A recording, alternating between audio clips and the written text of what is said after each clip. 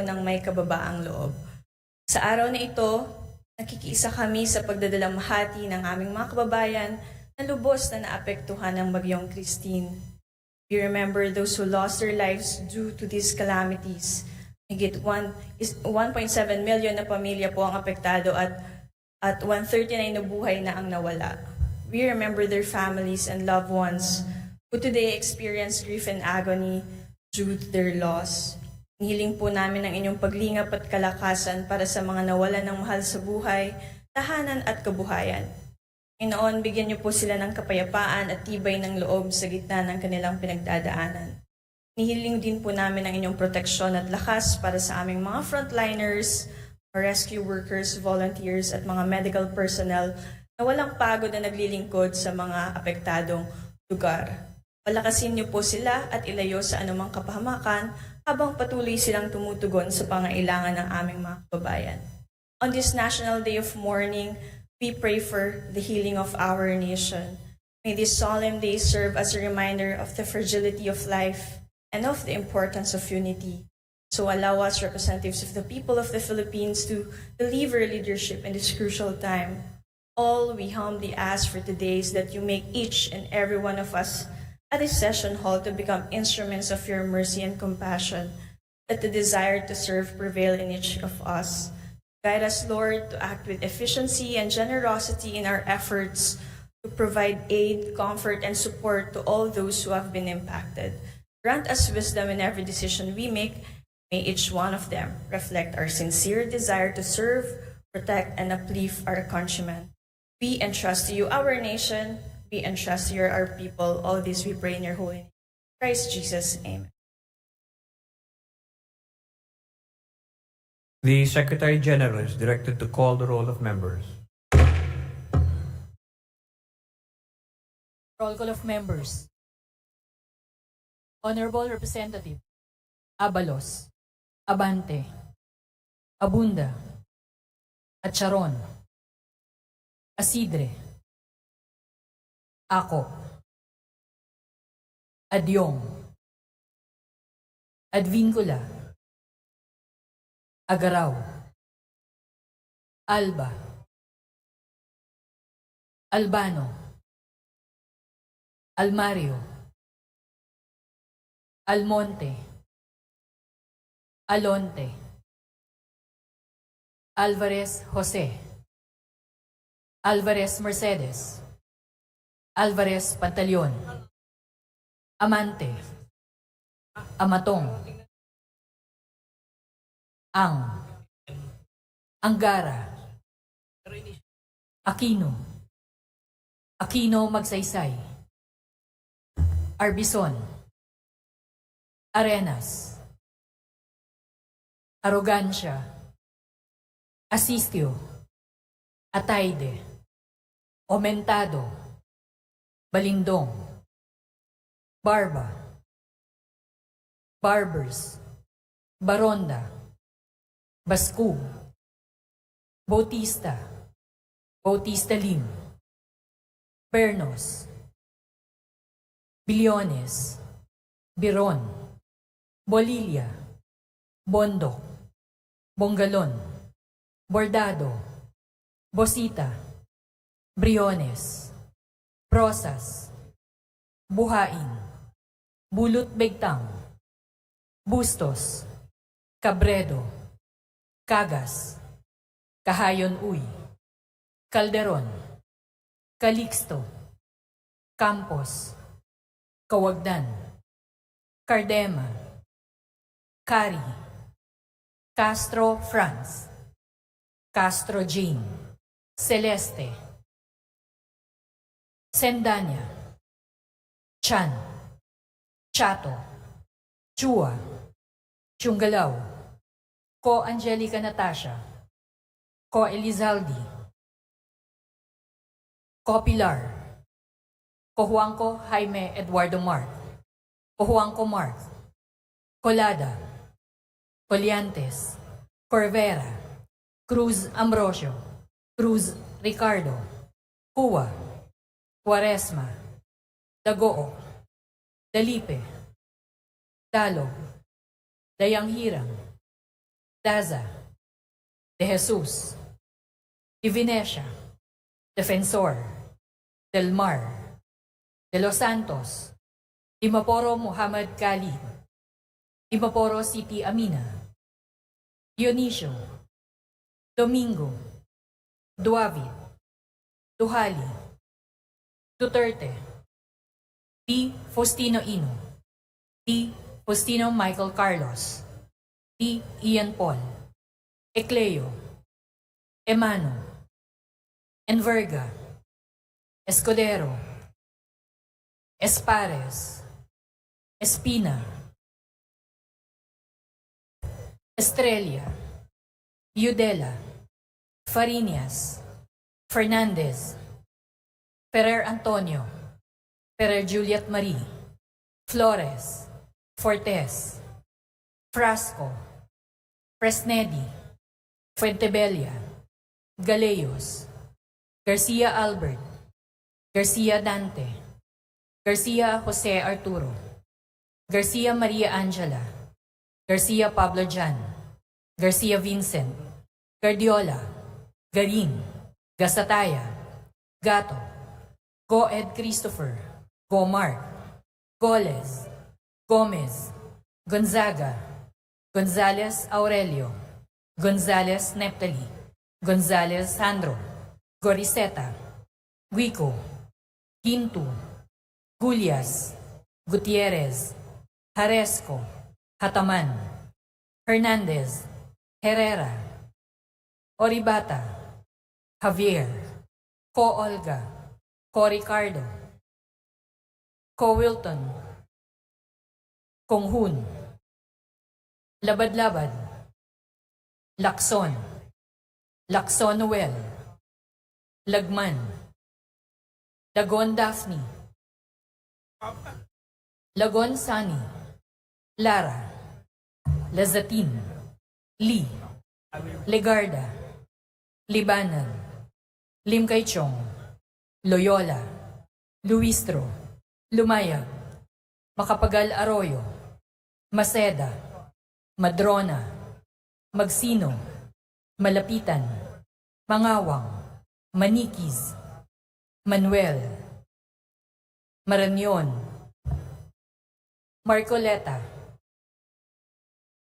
Marcos, Mariano Hernandez, Marinho, Marquez, Martinez, Mastura, Matibag, Matugas, Mendoza, Mercado, Mercado Revilla, Miguel, Momo, Morden, Nava, Nisay, Nograles Juan Fidel Felipe, Nograles Margarita, Nolasco, Owaminal, Olaso, Olivares, Ongchuan, Ordanes, Ortega, Uano Dizon, Padiernos, Paduano, Paglas, Palma, Padaligan, Pancho, Panotes, Pascual, Peña, Pimentel,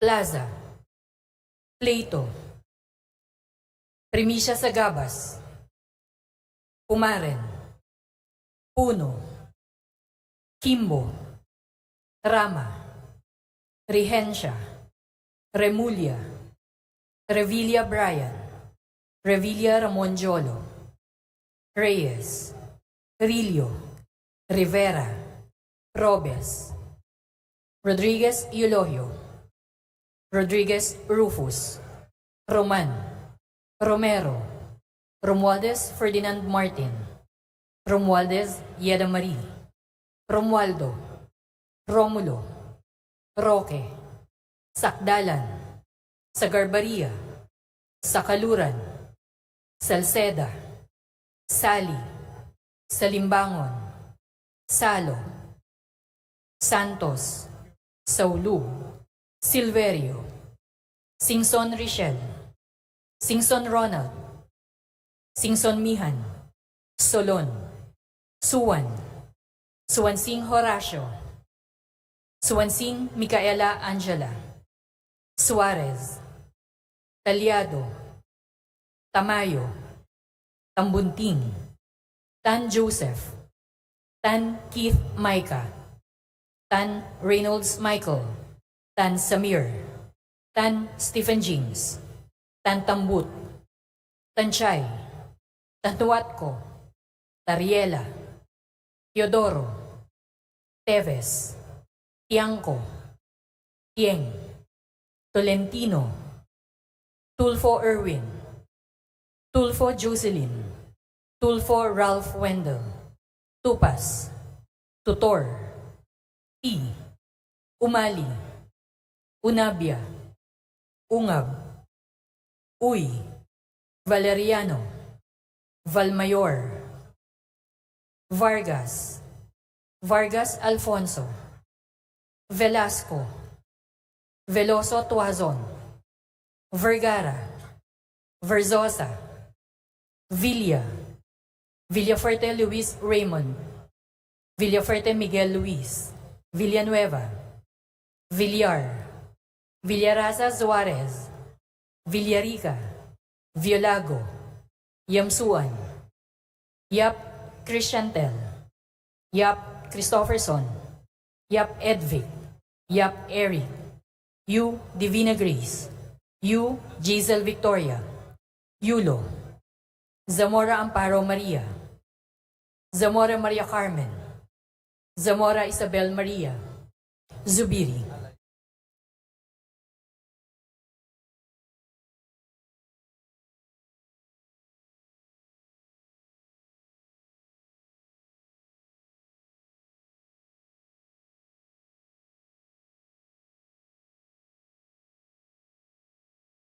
Mr. Speaker, the roll call shows that 183 members responded to the call. With 183 members responding to the call, the chair declares the presence of a quorum. Session is suspended to await the arrival of the speaker.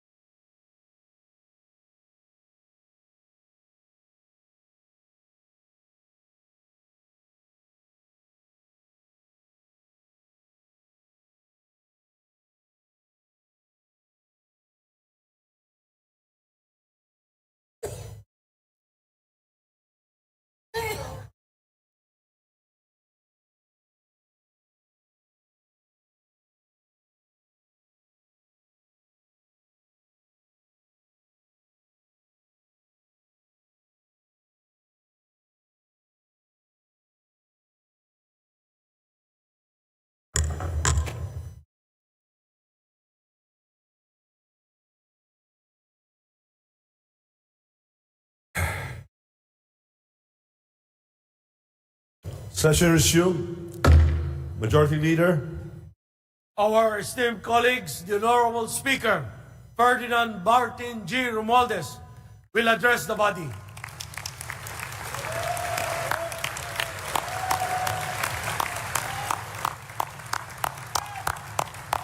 Thank you. Please take your seats. Welcome back. Esteemed Deputy Speakers, Honorable Majority Leader, Minority Leader, distinguished guests, ladies and gentlemen, good afternoon, and welcome to the resumption of our regular session. I am pleased to see all of you back here in the halls of Congress, united and ready to serve our nation with renewed purpose and unbreakable resolve.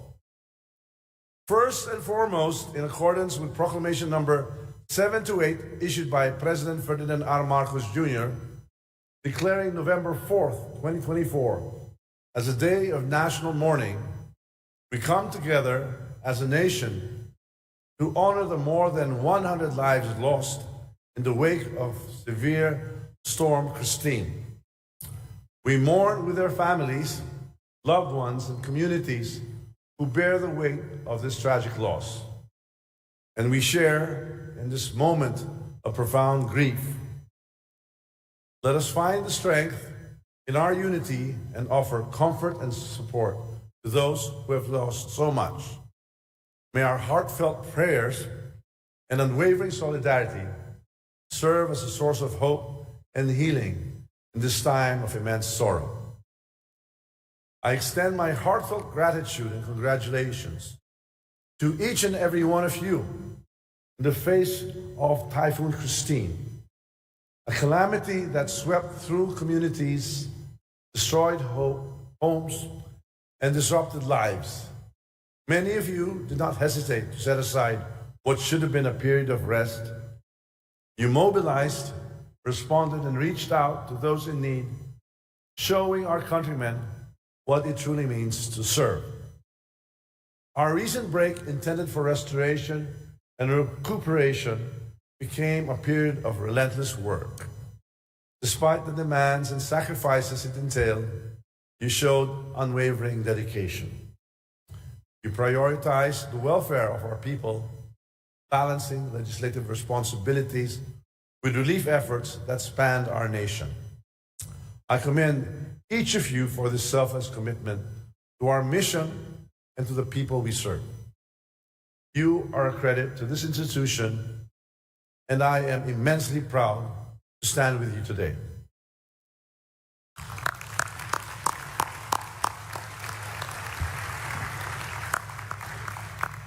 Maraming salamat sa magap ninyong pagkilos. Saludo po ako sa malasakit na ipinakita ninyo sa ating mga kababayan. As we reconvene for another legislative cycle of lawmaking, a task we have committed to undertake with urgency and passion, we are once again expected to provide effective solutions to the most challenging and complex problems facing our nation. Given this immense responsibility, we must embody analytical thinking, practical sensibility, and fervent enthusiasm to carry out our roles as lawmakers. Our track record speaks for itself, and with confidence I can say that the 19th Congress has consistently delivered successful results and exceeded expectations.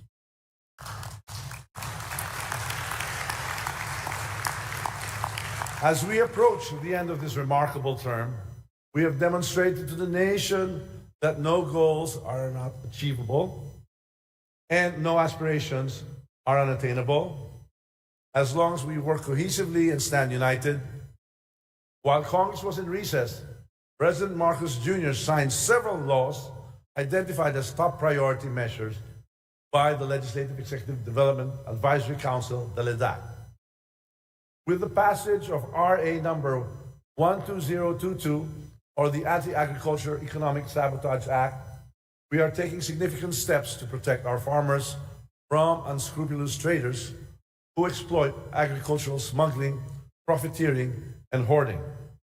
This new law will make food more affordable and accessible and provide better income for local farmers. Republic Act 12028, the Academic Recovery and Accessible Learning Adult Program Act, focuses on enhancing students' competencies in essential learning areas to ensure the quality of their education. We also welcome the signing of RA 12024, the Self-Reliant Defense Posture Revitalization Act, which aims to strengthen the country's defense sector by boosting domestic production of defense equipment. This law will address short, medium, and long-term needs for the defense equipment in the country. To ensure fair tax compliance, the passage of RA 12023, the Value-Added Tax on Digital Services Law, establishes a level playing field for both local businesses and international digital service providers in the digital economy. As we diligently work towards the conclusion of the 19th Congress, the House of Representatives has been instrumental in the enactment of 24 laws identified as priority measures under the Ladakh's Common Legislative Agenda for the 19th Congress.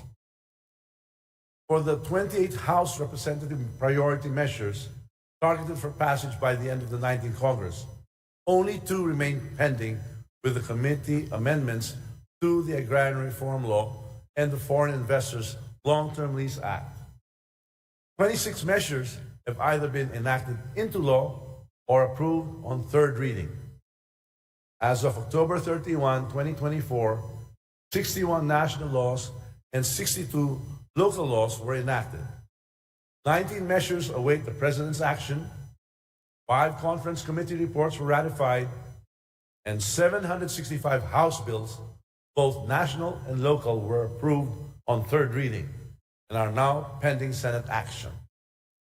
Our legislative agenda in the coming days will build upon the targets identified during our last session. We await the signing by the President of Ladakh priority bills for the 19th Congress, including the Create More Act, Philippine Maritime Zones Act, Enterprise-Based Education and Training, the EBIT Act, and the Philippine Archipelagic Sea Lanes Act. As the head of the Philippine delegation to the recent 149th Interparliamentary Union Assembly in Geneva, Switzerland, from October 12 to 18, 2024, we highlighted the crucial role of science, technology, and innovation in achieving sustainable development goals and fostering future peace. These are the primary drivers of transformation toward a prosperous, inclusive, and environmentally sustainable economy. The world is undergoing a digital revolution, and to maximize its benefits while mitigating its challenges, we must equip our nation with a comprehensive legislative arsenal. During the Association of the Southeast Asian Nations ASEAN Business Investment Summit held in Vientiane, Lao People's Democratic Republic, from October 6 to the 11th, 2024, we fully supported President Marcos Jr.'s assertion that the Philippines is an optimal investment destination. We commend President Marcos Jr.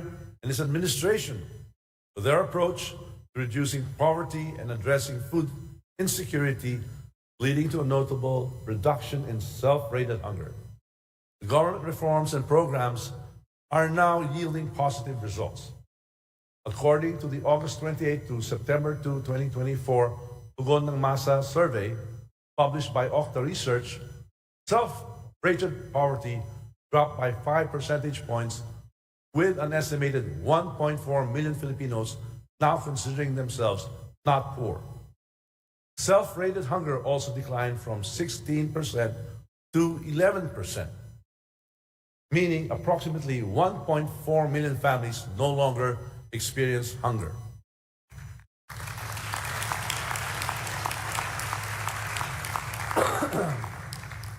It is also noteworthy that while we have achieved stability and maintained peace and order without compromising due process or the fundamental human rights of any Filipino, there has been a significant reduction in crime across various categories.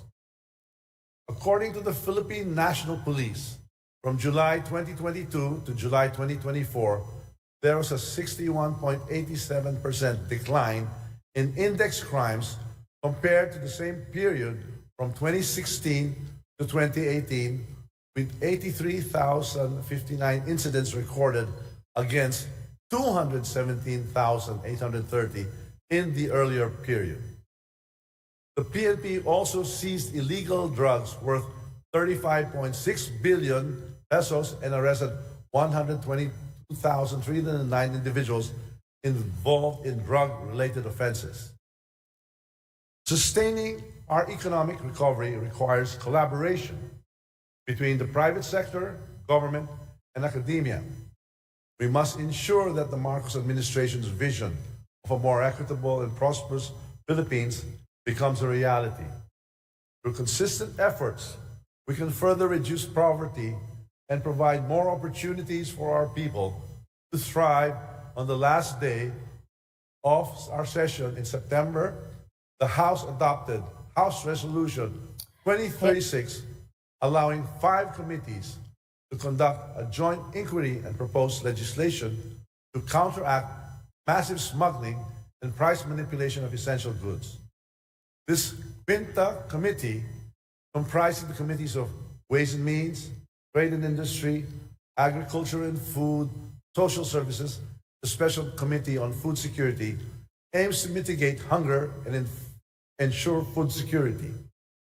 Despite our efforts, many Filipinos still face food insecurity. And according to the United Nations Food and Agriculture Organization, the Philippines ranks first in food insecurity in Southeast Asia, with around 51 million Filipinos experiencing moderate to severe food insecurity.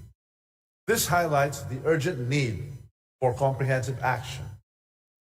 This year, our nation has endured the impacts of both El Nino and extensive flooding, causing severe damage to the agricultural sector and affecting countless livelihoods. In response and under the President's directive, the 2025 national government budget will prioritize a strategic shift from traditional flood control to comprehensive water management initiatives, including water impounding systems to harvest rainwater, mitigate flooding, and ensure water availability during the dry season. These projects aim to create a more resilient and sustainable future for our communities. Additionally, in empathy with the plight of our less privileged countrymen, we introduced amendments to the 2025 General Appropriations Bill, earmarking 293.23 billion to enhance social services, strengthen social safety nets, and ensure food security. This is in addition to the 591.8 billion allocated by the Department of Budget and Management for cash assistance to indigent families. The enhanced budget will support programs such as assistance to individuals in crisis situations, AICS, the Ayuda sa Kapos ang Kita Program, AKAP, the Sustainable Livelihood Program, Tulong Panghanapbuhay sa ating mga disadvantaged displaced workers, TUPAD, the Government Internship Program, Tertiary Education Subsidy, and Tulong-Tulong programs, among others.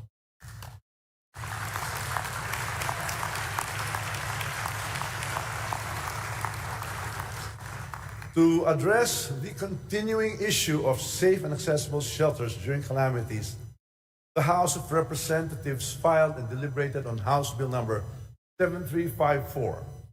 Subsequently, in September, we adopted Senate Bill number 2451, or the Ligtas Pinoy Centers Act, as an amendment to the House bill, and we await the enrolled copy from the Senate for signing. This legislative measure is essential for protecting communities during disasters by establishing and maintaining safe, fully equipped, and permanent evacuation centers in every city and municipality. In continued support of the Marcos administration's initiatives, the House of Representatives has adeptly navigated its way towards fulfilling its goals. Beyond crafting laws and in our quest to provide effective legislation, we established the House Quad Committee to conduct joint public hearings on critical issues, including extrajudicial killings, illegal drugs, Philippine offshore gaming operators, POGOs, alleged irregularities in the procurement processes and unlawful contracts, as well as the illegal tactics employed by foreign nationals in our country. I would like to highlight the monumental work of the Quad Committee, a collective effort led by some of the brightest and most dedicated members of this House, including the young guns and others who have dedicated their time, energy, and conviction to this cause. The Quad Committee represents not just a legislative effort, but embodies our shared commitment to truth, justice, and accountability through their outstanding ability to elicit truth from even the most reticent witnesses and sources, combined with significant information gathered from confidential channels. The Quad Committee members have demonstrated a burning resolve to identify and remedy deficiencies in our laws. The Quad Committee's hearings have heightened public awareness, fostering a deepened commitment to transparency and accountability. We welcome the recent submission of pertinent documents and a partial report to the Office of the Solicitor General to investigate Chinese nationals who have fraudulently obtained Philippine citizenship to illegally acquire land and operate businesses in the Philippines. The report recommends the initiating of civil forfeiture proceedings against these individuals. In response to the Quad Committee's findings on extrajudicial killings allegedly committed by the state authorities during the previous administration's war on drugs and the involvement of illegal POGO operations in human trafficking and money laundering, our Quad Committee leaders have filed House Bill number 10986 for the Anti-Extrajudicial Killing Act and House Bill 10987 or the Anti-Offshore Gaming Operations Act. The Anti-Extrajudicial Killing Act explicitly classifies extrajudicial killing as a heinous crime, ensuring that anyone, regardless of rank or position, found guilty of such acts faces appropriate criminal penalties. The Anti-Offshore Gaming Operations Act, on the other hand, aims for a total ban on all forms of offshore gaming operations in the country with penalties for violations.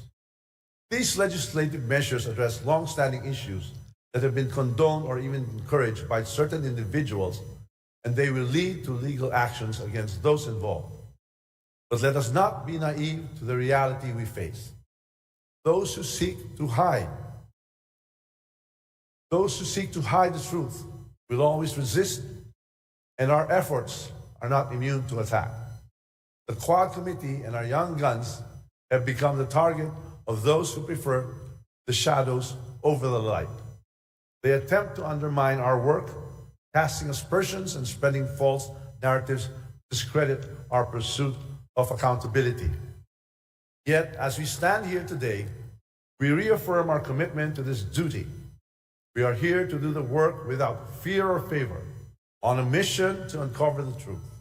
No matter how uncomfortable it may be for some, we understand that this journey will not be easy, and that standing for what is right often means standing against the tide. But history has shown us time and again that no force can stand against the truth for long.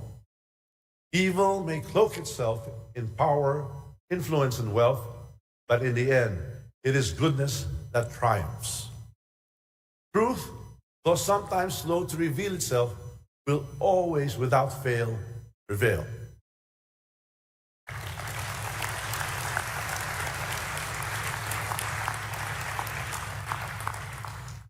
Sa mga nagtatangka, napigilan tayo sa paghanap ng katotohanan at katurungan, kaya isa lamang ang sasabihin ko sa inyo, hindi kayo magtatagumpay sa masamang hangarin ninyo.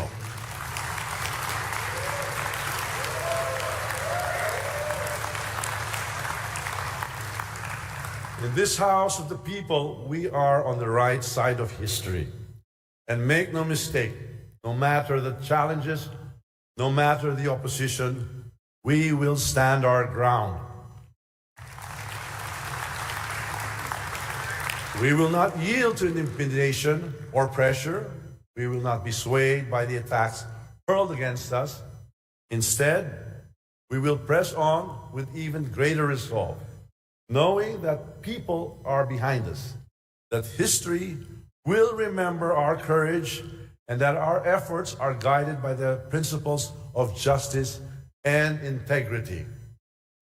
Dahil unti-unti na nating nakikita ang liwanag at katotohanan, asahan natin na lalo pang titindi ang pag-atake sa ating institusyon, subalit hindi tayo matitinag.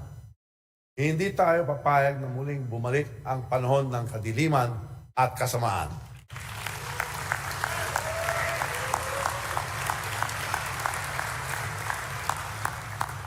To those who may question our motives, I say this. We are here for the people, we are here for the truth, and for the enduring ideals of this republic. Our work transcends personal ambition. It is about laying the foundation for a nation that is free, just, and governed by the rule of law. We are building a legacy that our children and grandchildren can look back on with pride. This fight for truth is not for the faint-hearted. It demands courage, perseverance, and unity. We must remember that the road to justice is often fraught with trials. The forces of darkness will not relent easily. They will use every means at their disposal to obscure the truth, sow doubt, and weaken our resolve. But as long as we hold fast to our principles and remain united in this purpose, we will prevail.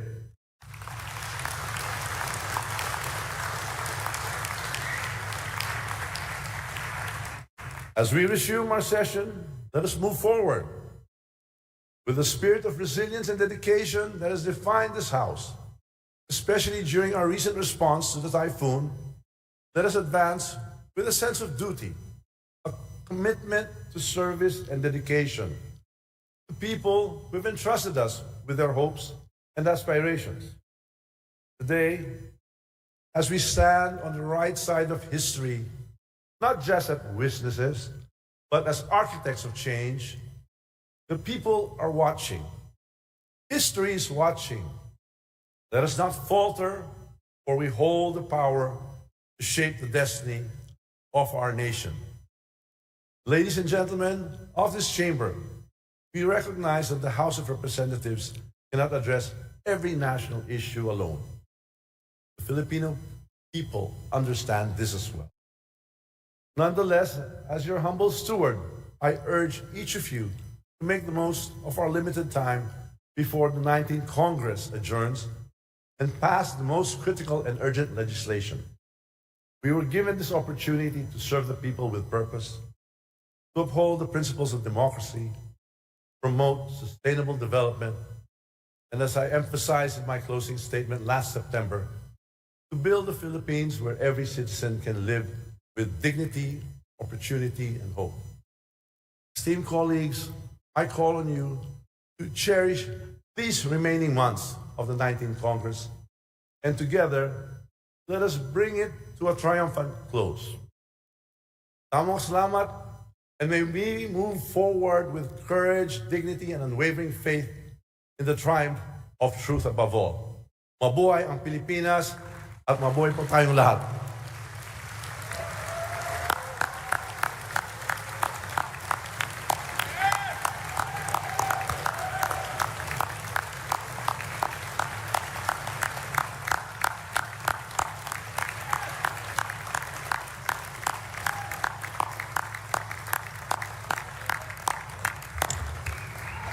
Majority Leader. Mr. Speaker, I move to suspend session for a few minutes. Session suspended.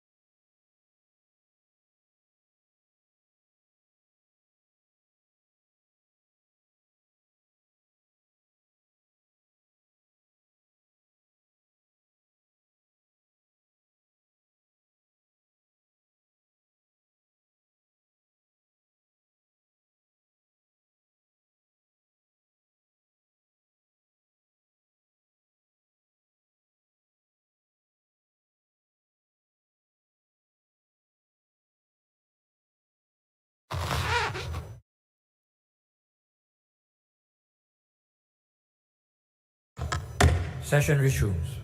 Majority Leader. Mr. Speaker, I move that we defer with the reading of the journal of the previous session. Is there any objection? The chair hears none. The motion is approved and approval of the journal of the previous session is hereby deferred. Majority Leader. Mr. Speaker, I move that we now proceed with the reference of business and request the Secretary General to read the title of the bills and resolutions on first reading as well as communications and committee reports. Is there any objection? The chair hears none. The Secretary General is directed to read the titles of bills and resolutions on first reading as well as messages, communications, and committee reports for deferral to the appropriate committees. Reference of business, bills on first reading. House Bill 10971, establishing a national green building code and rating system by Representative Gintu. To the Committee on Ecology. House Bill 10972, changing the name of Oras National High School in Oras, Eastern Samar into Federico O. Mengote National Memorial High School by Representative Lebanan. To the Committee on Basic Education and Culture. House Bill 10973, providing for the sufficiency of a single form of identification for all public and private transactions by Representative Garcia Pablo John. To the Special Committee on Persons with Disabilities. House Bill 10974, creating a barangay in the city of San Pedro, Laguna, to be known as Barangay San Isidro by Representative Batibag. To the Committee on Local Government. House Bill 10975, upgrading the Dr. Tomas Nolasco Sr. Memorial in Gataran, Cagayan, into a Level 2 General Hospital to be known as Dr. Tomas Nolasco Sr. General Hospital by Representative Nolasco. To the Committee on Health.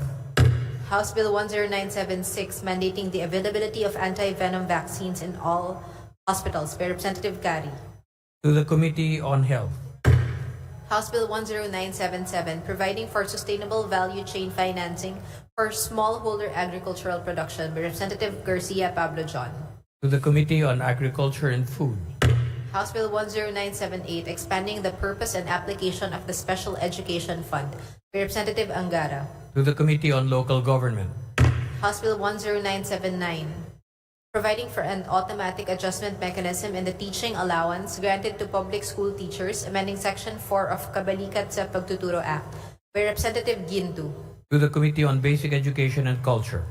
House Bill 10980, institutionalizing the community-driven development approach as a national strategy for inclusive growth and social protection, by Representative Santos. To the Committee on Poverty Alleviation. House Bill 10981, granting maternity benefit to women workers in the informal economy, by Representative Santos. To the Committee on Labor and Employment. House Bill 10982, requiring the disclosure of nutritional information in menus of food service establishments, by Representative Santos. To the Committee on Health. House Bill 10983, amending Article 117 of the Revised Penal Code, by Representative Rodriguez Rufus. To the Committee on Revision of Laws. House Bill 10984, granting Philippine citizenship to Ethan Kwon, by Representative Robes. To the Committee on Justice. House Bill 10986, an act classifying and penalizing extrajudicial killing as a heinous crime, providing reparation for the victims and strengthening the mechanism for its prevention, by Representatives Gonzales Aurelio, Suarez, Barbers, Abante, Fernandez, Paduano, Acop, Pimentel, Luistro, Gutierrez, Ortega, Conghun, and Flores. To the Committee on Justice. House Bill 10987, an act prohibiting all forms of offshore gaming operations in the country and providing penalties for violation thereof, by Representatives Gonzales Aurelio, Suarez, Barbers, Fernandez, Abante, Paduano, Acop, Pimentel, Luistro, Gutierrez, Ortega, Conghun, and Flores. To the Committee on Games and Amusements. House Bill 10988, expanding the coverage of espionage, by Representative Rodriguez Rufus. To the Committee on National Defense and Security. House Bill 10989, granting income tax exemption to senior citizens who are gainfully employed, by Representative Fernandez. To the Committee on Senior Citizens. House Bill 10990, institutionalizing the provision of a health maintenance organization system for public school teachers, by Representative To Yamsuan. the Committee on Basic Education and Culture. House Bill 10991, establishing a district office of the LTO in Caragad, Davao Oriental, by Representative Dayang Hirang. To the Committee on Transportation. Resolutions. House Resolution 2032, requesting an investigation into alleged violations of the new Government Procurement Act, purportedly for the purpose of rigging the public bidding for the procurement of food packs for the constituents of San Pedro City, Laguna, by Representative Matibag. To the Committee on Rules. House Resolution 2033, recognizing and commending the 2024 outstanding government workers for their demonstration of exemplary public service, by Representative Olivares. To the Committee on Civil Service and Professional Regulation. House Resolution 2034, recognizing and commending officers and crew of the Philippine Coast Guard on board BRP Teresa Magbanwa for their commitment and dedication to protect the sovereign rights of the Philippines over the West Philippine Sea, by Representative Ataide. To the Committee on Rules. House Resolution 2035, directing the appropriate House Committee to conduct an inquiry on the implementation of the Philippine Identification System Act, by Representative Ataide. To the Committee on Rules. House Resolution 2042, congratulating Filipino-American director and choreographer Carla Puno Garcia for winning the Television Academy's 76th Creative Arts Emmy Awards, by Representatives De Venecia, Conghun, Del Mar, Barba, Rodriguez Rufus, Maceda, Veloso Tuazon, Horibata, Singson Mihan, Bolilia, Villarica, Singson Rochelle, Go, Mark, Aumentado, Robes, Vergara, Alonte, and Garcia Maria Angela. To the Committee on Creative Industries. House Resolution 2043, strongly supporting the adoption of the Universal Declaration of Human Duties for Leaders, by Representative Asidre. To the Committee on Human Rights. House Resolution 2045, congratulating and commending Filipino speed skater Kirsten Lane Sac Fernandez for winning 3 gold medals in the Southeast Asian Sport Open Short Track Speed Skating held in September 28 to 29 at the SM Mall of Asia, by Representative Plato. To the Committee on Youth and Sports Development. House Resolution 2046, expressing our heartfelt congratulations to Bishop Pablo Virgilio Ambo S. David and the Philippine Roman Catholic Church on his appointment as the 10th Filipino Cardinal, by Representative Lee. To the Committee on Rules. House Resolution 2047, congratulating and commending D. Vana Espiritu Galakgak for placing first in the August 2024 Food Technologist Licensure Examination and for bringing honor and pride to the province of Ilocos Norte, by Representative Barba. To the Committee on Civil Service and Professional Regulation. House Resolution 2048, congratulating and commending the Philippine kickboxing team for winning 5 gold medals, 1 silver medal, and 10 bronze medals in the recently concluded Asian Kickboxing Championship held in Phnom Penh, Cambodia on October 8 to 13, 2024 by Representative Plato. To the Committee on Youth and Sports Development. Messages from the Senate. Message dated September 23, 2024, informing the House of Representatives that on even date, the Senate approved the Conference Committee report on the disagreeing provisions of Senate Bill 2514 and House Bill 8468 on the proposed Philippine National Games Act. To the Committee on Rules. Message dated September 25, 2024, informing the House that on September 24, 2024, the Senate adopted Senate Concurrent Resolution 23, including the 10 enlisted men's barrios barangays in the 2 legislative districts of the City of Taguig and Municipality of Pateros in order not to disenfranchise the registered voters therein, and confirming the increase to 12 the number of councilors in each consular district of the City of Taguig for purposes of fair and equitable representation, in which it requests the concurrence of the House of Representatives. To the Committee on Rules. Message dated September 26, 2024, informing the House that on September 25, 2024, the Senate designated Senators Villanueva, Zubiri, Binay, Gatchalian, and Ontiveros as conferees to the Conference Committee on the disagreeing provisions of Senate Bill 2568 and House Bill 9015 on institutionalizing the expanded tertiary education equivalency and accreditation program. To the Committee on Higher and Technical Education. Message dated September 26, 2024, informing the House that on September 25, 2024, the Senate approved the Conference Committee report on the disagreeing provisions of Senate Bill 2779 and House Bill 10381 on amending the Agricultural Tarification Act. To the Committee on Rules. Communications. Letter dated September 2, 2024, of the Tariff Commission Chairperson, providing the House of Representatives with copies of their 2021, 2022, and 2023 annual reports. To the Committee on Ways and Means. Memorandum dated September 4, 2024 of the PIDEA Director General, submitting to the Office of the President, copy furnished the House, a copy of their operational accomplishment and assessment report for July 2024. To the Committee on Dangerous Drugs.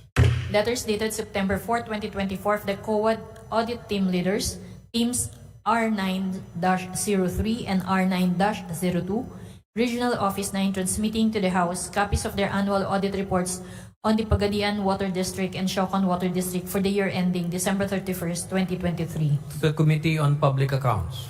Letter dated September 5, 2024 with attached copy of a report generated through the Unified Reporting System of the DOST Advanced Science and Technology Institute Director, informing the House that they have submitted a copy of their monthly report of disbursements for the month of August 2024. To the Committee on Appropriations. Letter dated September 5, 2024 of the DOTR Undersecretary for Administration and Finance, submitting to the House copies of certain reports for the month of August 2024 and informing that the aforementioned reports were also submitted online to the DBM through the Unified Reporting System on September 5, 2024. To the Committee on Appropriations. Letter dated September 5, 2024 of the NEDA Executive Director, Philippine National Volunteer Service Coordinating Agency, providing the House with a copy of their 2023 annual report. To the Committee on Economic Affairs. Letter dated September 9, 2024 of the COA Chairperson, furnishing the House with a copy of their consolidated report on the audit of the Disaster Risk Reduction and Management Funds for the year ending December 31st, 2023. To the Committee on Public Accounts. Letter dated September 10, 2024 of the DPWH Secretary, informing the House that the DPWH budget and financial accountability reports for fiscal year 2024 have been submitted to the DBM and the COA, and scanned copies of these reports have also been uploaded on their website under the Transparency Seal page. To the Committee on Appropriations.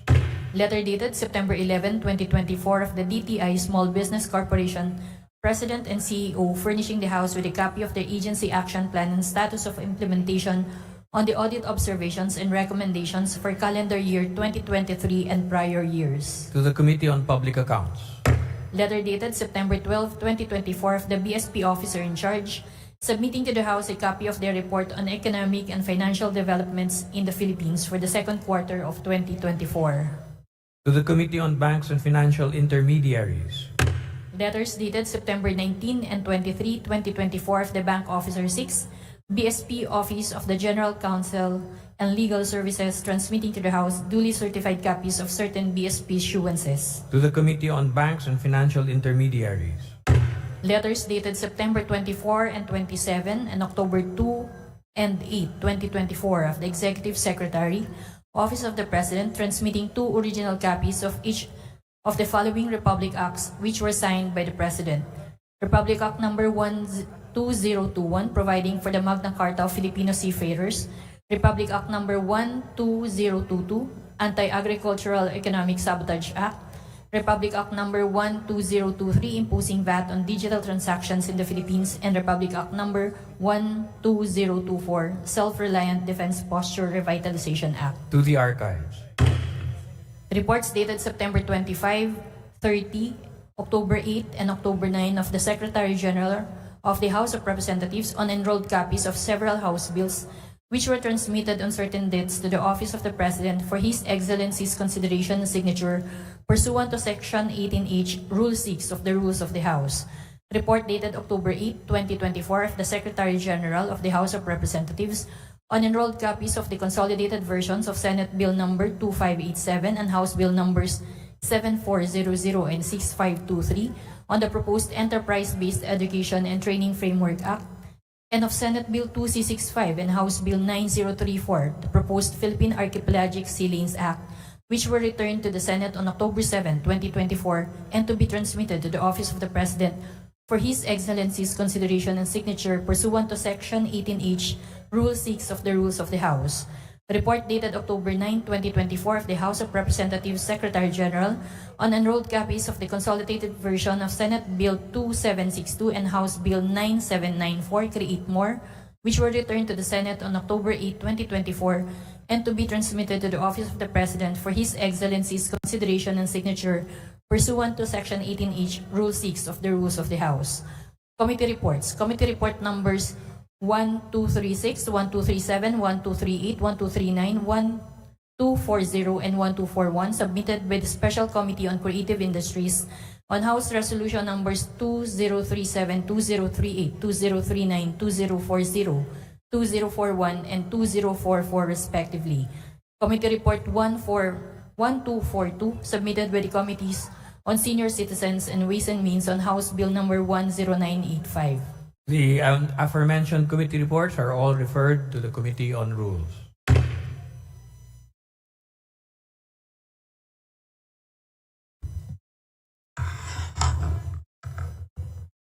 Majority Leader. Mr. Speaker, today being a Monday and pursuant to our rules, I move that we open the privilege hour.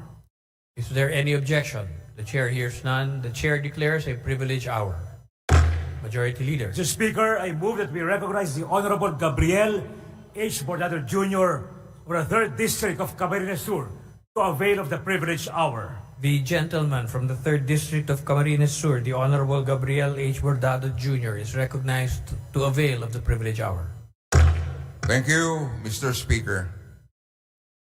Mr. Speaker, honorable colleagues, ladies and gentlemen, good afternoon. I stand before you today to convey the heartfelt gratitude of the Bicolanos, particularly those living in Camarines Sur, in the wake of the devastation wrought by severe tropical storm Christine. This storm, the 11th of the year, has left a trail of destruction across Luzon, Visayas, and parts of Mindanao. Our people are enduring the worst destruction we have seen in over 3 decades. In times of crisis, unity and swift action are our strongest defenses.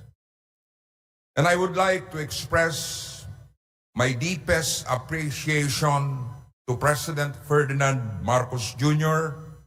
and Speaker Martin Romualdez for their immediate response to the plight of our people. Their quick mobilization of resources is a crucial support to our battered communities and their commitment to addressing the urgent needs of Bicolanos is a reminder that we stand together in the face of adversity. I commend Department of Social Welfare and Development Secretary Rex Gatchalian, who has worked tirelessly and without delay to ensure aid would reach our communities. His swift action alongside DSWD teams on the ground has been instrumental in providing immediate relief and hope to thousands who are struggling in the storm's aftermath. I also wish to thank Representative Rufus Rodriguez, Representative Maria Cynthia Cindy King Chan, Representative Jack Duabet, and Representative Jefferson J. Kungun for immediately responding to our call for help. In addition to government response, I would like to acknowledge the invaluable contributions of the private sector. In particular, the Angat Buhay movement, led by former Vice President Leni Robredo, has been quietly working to aid Camarines Sur residents. The Angat Buhay movement's silent yet steady work, mobilizing resources, coordinating volunteer efforts, and providing essential supplies, has been a lifeline for many families in the region.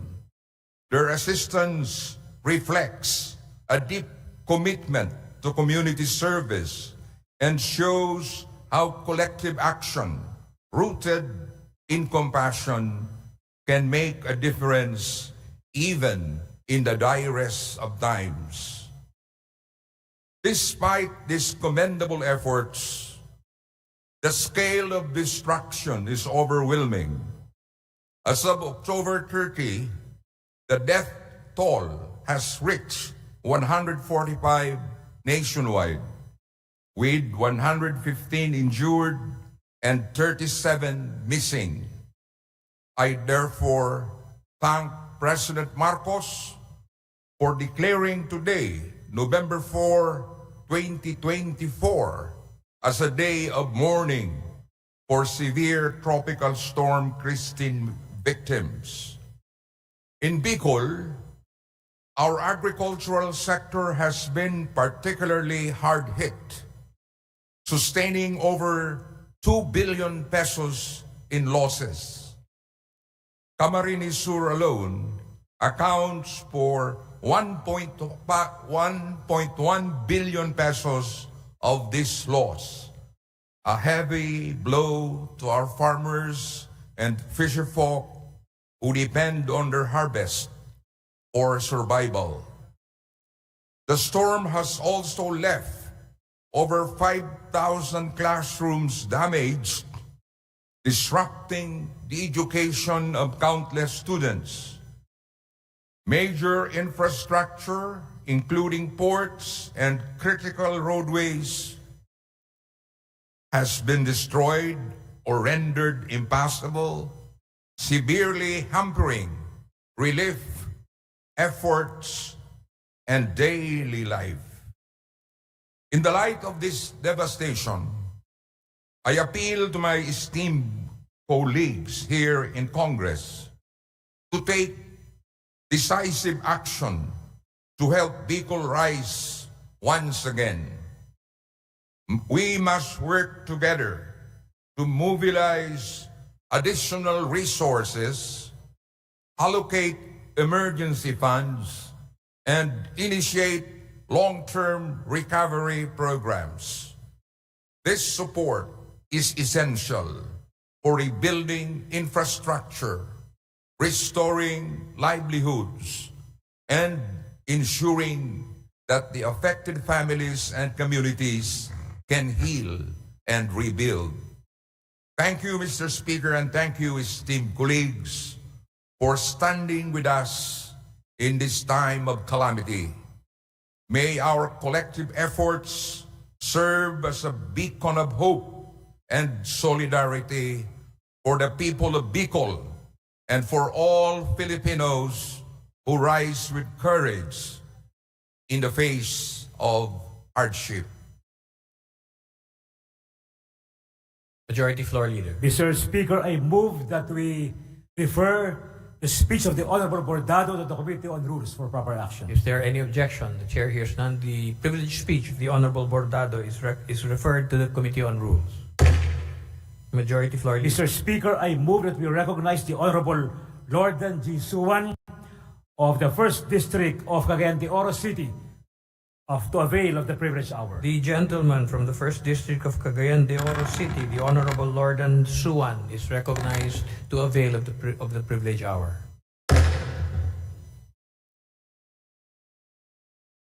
Mr. Speaker, distinguished members of the House of Representatives, ladies and gentlemen, I rise today as a matter of personal and collective privilege.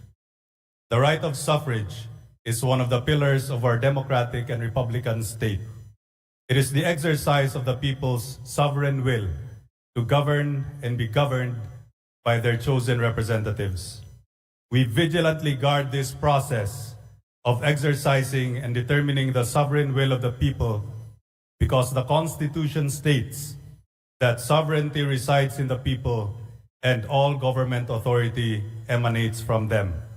Therefore, it is always imperative for a democratic country such as ours to have transparent, fair, honest, and credible elections. The first and one of the most critical steps in the exercise of the right of suffrage is the registration of voters. We have passed laws to ensure that eligible and qualified voters are not disenfranchised. We guarantee that we always conduct continuing registrations to preserve the right of suffrage of those who reached qualified age and those who moved domiciles.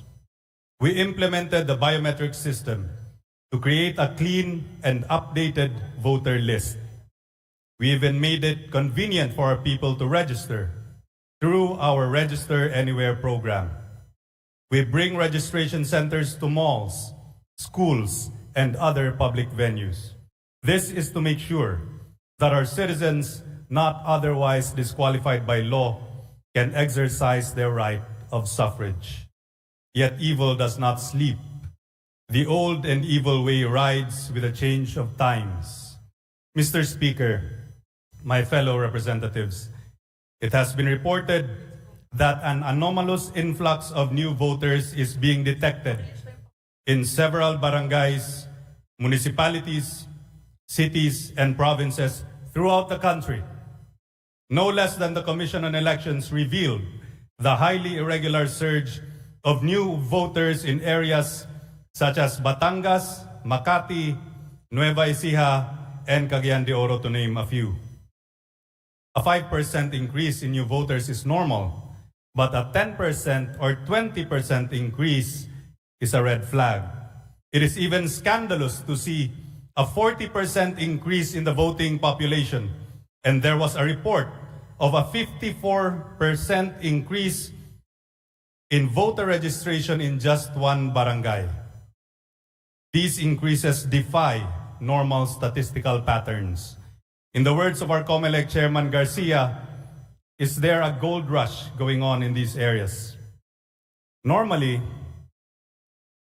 the increase in voting population is mainly brought about by the following factors: migration of people due to increased development and economic activities, and a higher percentage of children or youth transitioning into adulthood. It has been observed that the barangays, municipalities, cities, and provinces with an unusual increase of voters registered no significant surge of economic, business, and employment opportunities. Their children or youth population is not big enough to remarkably increase the voting population beyond normal. On the other hand, an abnormal increase in the voting population is primarily due to unscrupulous individuals enticing voters to transfer registration with the promise of money, employment, assistance, or other services in exchange for a favorable vote for a particular politician. There is nothing new with this scheme. In traditional political maneuverings, we call them flying voters. Today, these flying voters have landed en masse and registered as new voters, but they will never establish domicile in that area. As proof, almost 40 newly registered voters shared a single address. We also found out, as did the COMELEC, that flying voters were able to register successfully because of the anomalous issuance of residence certificates in barangays. Our people's desire to change residences and register as new voters for reasons of opportunity, comfort, and convenience has become a convenient excuse for politicians to justify such actions, even though they are contrary to social and economic assessments. Even then, it is one thing to change residence, and it is another thing to register as a voter in your new location. Article 5, Section 1 of the Constitution sets the qualifications for the exercise of the right of suffrage. It says, suffrage may be exercised by all citizens of the Philippines not otherwise disqualified by law, who are at least 18 years of age, and who shall have resided in the Philippines for at least 1 year, and in the place wherein they propose to vote for at least 6 months immediately preceding the election.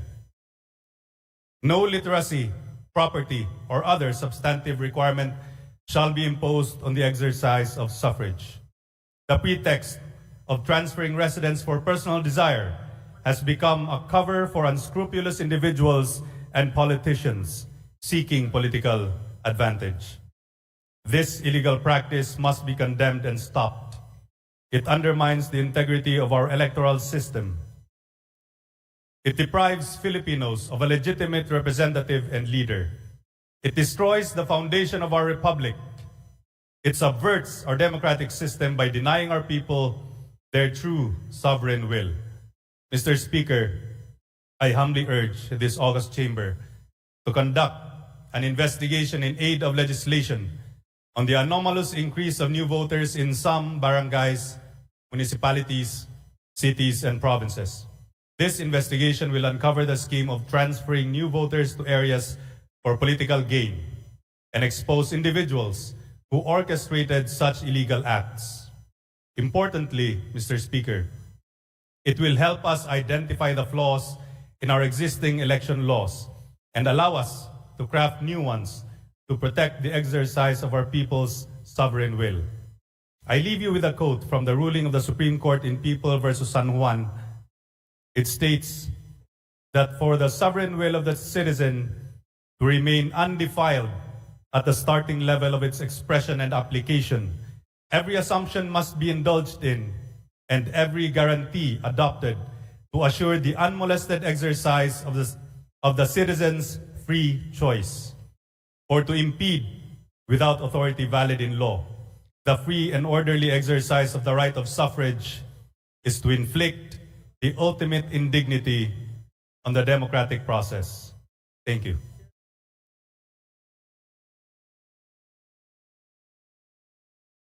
Majority Leader.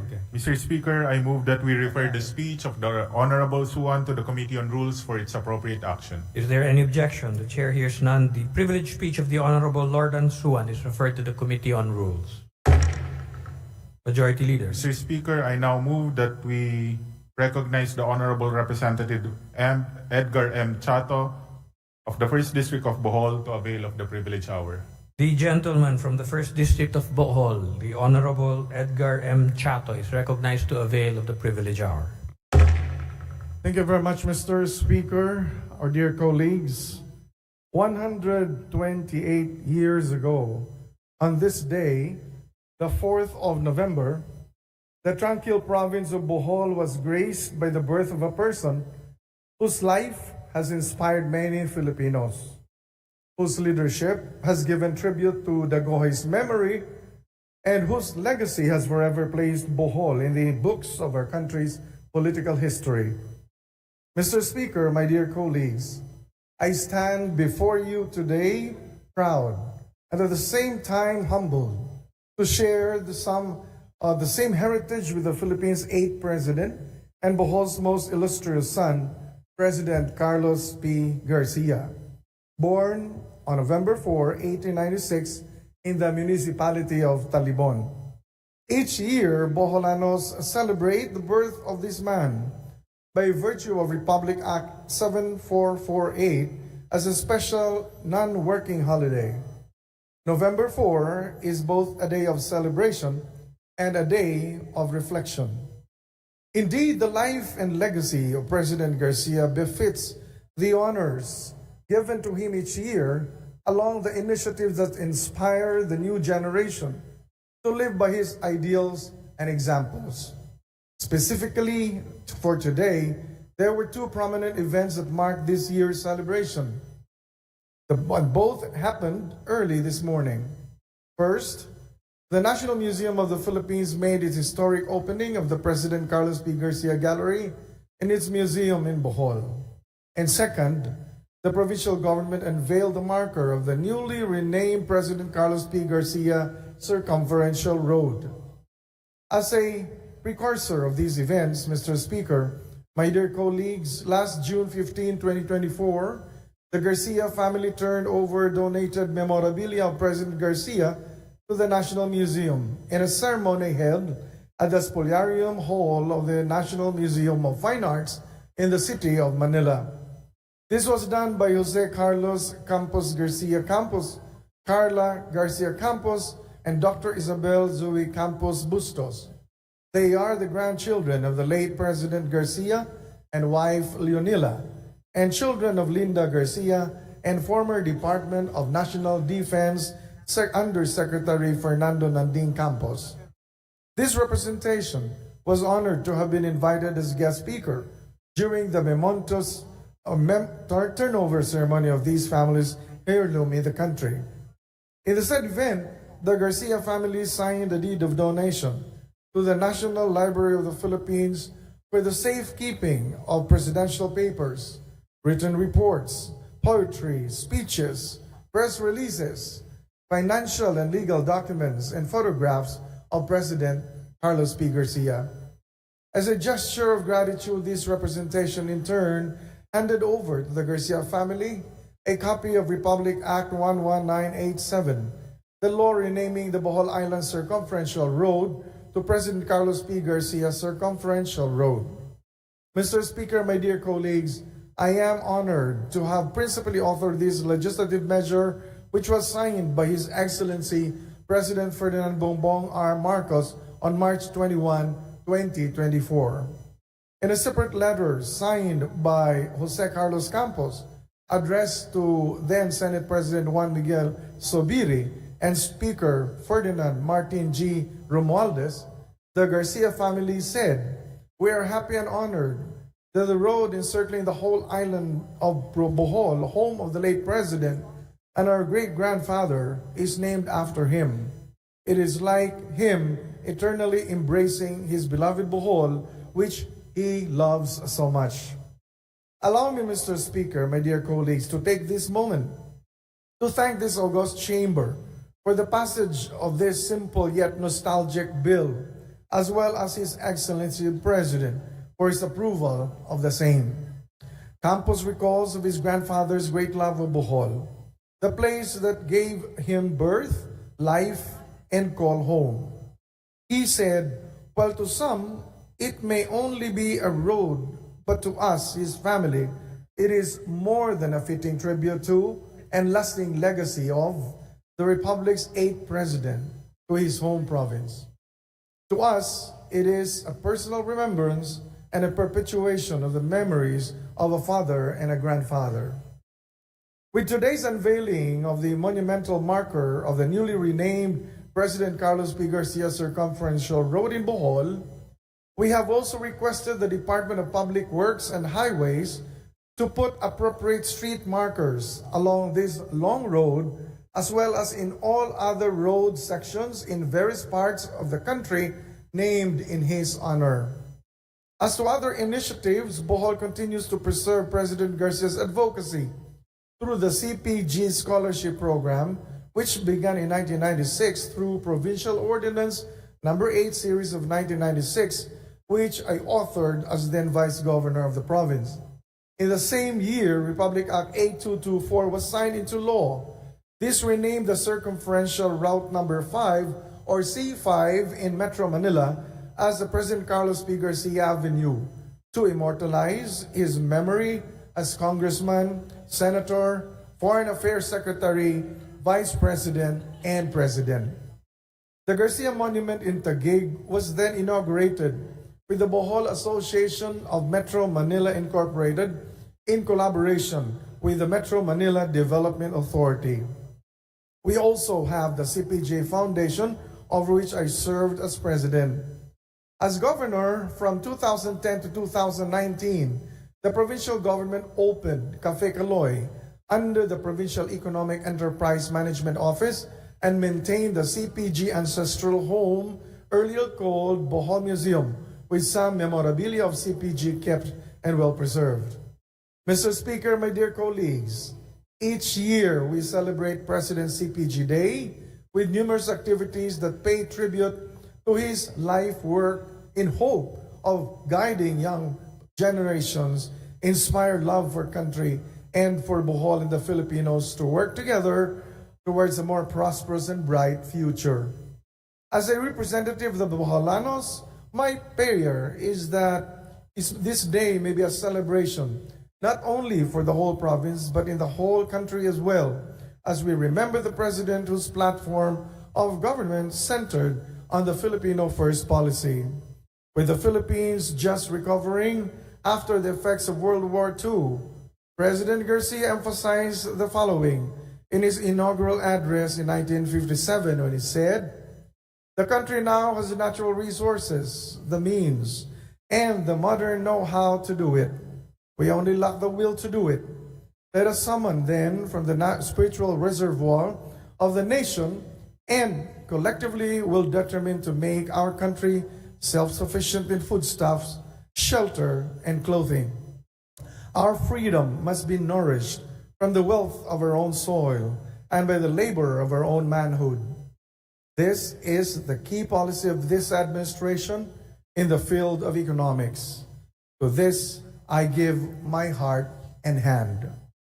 It was President Garcia who brought and implemented as an important governance principle the austerity program, which focused on wise spending, industry, thrift, trustworthiness, integrity, and honesty, as well on simple lifestyle for government officials.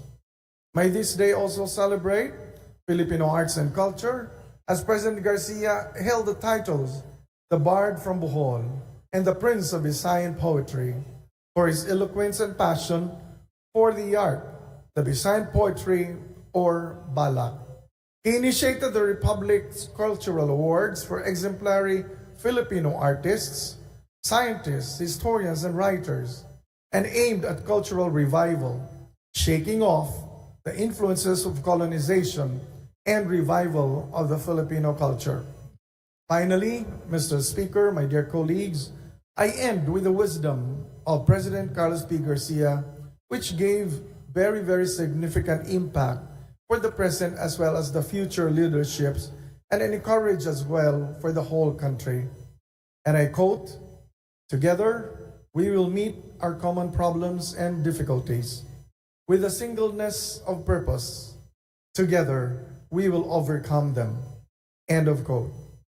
It is indeed an honor to say before this august body, happy 128th birth anniversary of President Carlos P. Garcia, a man of art, a man of heart, a man of service. Thank you very much for your life, your leadership, and your legacy. Daghang salamat, maayong hapon. Thank you so much, Mr. Speaker. Majority Leader. Mr. Speaker, I move that we refer the speech of the Honorable Chato to the Committee on Rules for its appropriate action. Is there any objection? The chair hears none. The privileged speech of the Honorable Edgar Chato is referred to the Committee on Rules. Majority Leader. Mr. Speaker, I now move that the gentleman from the Lone District of General Santos City, the Honorable Loreto Acharon, be recognized to avail of the privilege hour. So move, Mr. Speaker. The gentleman from the Lone District of General Santos City, the Honorable Loreto Acharon, is recognized to avail of the privilege hour. Thank you, Mr. Speaker. Thank you, Majority Leader. Mr. Speaker, distinguished colleagues, guests, ladies and gentlemen, a pleasant good afternoon to all. I stand before you today to share a story of heroism and selfless display of courage above and beyond the call of duty. Last September 11, 2024, a local businesswoman in General Santos City was killed by two male suspects in broad daylight for no apparent reason. An incident that immediately prompted the General Santos City Police Office to conduct an investigation with the support and collaboration of intelligence units from the Police Regional Office and the 6th Infantry Division of the Philippine Army, Armed Forces of the Philippines. On the same day, a composite team of investigators were able to identify two individuals, both verified hired killers and drug traffickers, as persons of interest, a development that would not have been possible without the invaluable help of eyewitnesses. An arresting team was thereafter constituted with haste and a follow-up operation conducted, given that the whereabouts and location of the suspects were confirmed by civilian police assets. Tasked to seek, apprehend, and secure the suspects, the team chose to arrive at Purok Masagana, Barangay Baluan, closer to dusk, to greatly reduce the chances of their discovery by taking advantage of the closing darkness. Unfortunately, upon arrival at the house where the suspects were in hiding, our law enforcers were fired upon and a gunfight ensued, resulting to 3 fatalities. Both suspects died, while the lone casualty from the government was Patrolman Benjamin Donton de Ponturum III, a rookie policeman who joined the Philippine National Police sometime in January 2020 and was assigned at the City Mobile Force Company. He sustained multiple bullet wounds and was declared dead upon arrival at the hospital. Eyewitness account and the testimonies of the other members of the apprehending team revealed that Patrolman de Ponturum conducted himself with utmost bravery and professionalism. That for this courageous act, the Philippine National Police conferred on him the Medalya ng Kadakilaan as per General Order No. 63, dated September 12, 2024. The following day, or on September 13, 2024, the family of Patrolman de Ponturum was honored by the presence of no less than then Secretary Benjamin C. Abalos Jr. of the Department of Interior and Local Government, who personally delivered the message of sympathies of a grateful nation. We have seen and heard similar displays of heroism from our men and women in the uniform, and the records of their exploits are immortalized within the Philippine National Police and Armed Forces of the Philippines. Our history as a nation is an arcade full of courageous Filipinos, and our history books have no shortage of tales how these great men and women use their God-given strength for our country's benefits and advantage, because even during the long period of struggle under foreign rule, we have learned that greatness knows no age, gender, nor ethnicity. Mr. Speaker, distinguished colleagues, I share the story of Patrolman de Ponturum with this august chamber because his legacy is nothing short of similar to the stories of our men and women in uniform, who offered their lives and limbs in the service of our nation during the colonial occupation of Spain, the United States of America, World War II, and in the contemporary times from the Marawi Shades to the West Philippine Sea. This representation chose to honor him with the simple speech I am privileged to deliver in this chamber. so that his deed in service of the nation becomes part of the records of this great institution. As his voice in the House of Representatives, I can do no less. Thank you, Mr. Speaker. Mabuhay ang ating masisipag at magigiting na hanay ng kapulisan at ang ating mga sundalo. Mabuhay po ang Pilipinas. Thank you, Mr. Speaker. Majority Floor Leader. Mr. Speaker, I move that we refer the speech of the Honorable Representative Loreto B. Acharon to the Committee on Rules for its appropriate action. Is there any objection? The Chair hears none. The privileged speech of the Honorable Acharon is referred to the Committee on Rules. Majority Floor Leader. Mr. Speaker, I now move that we recognize the Honorable Representative Dan S. Fernandez of the Lone District of Santa Rosa City to avail of the privilege hour.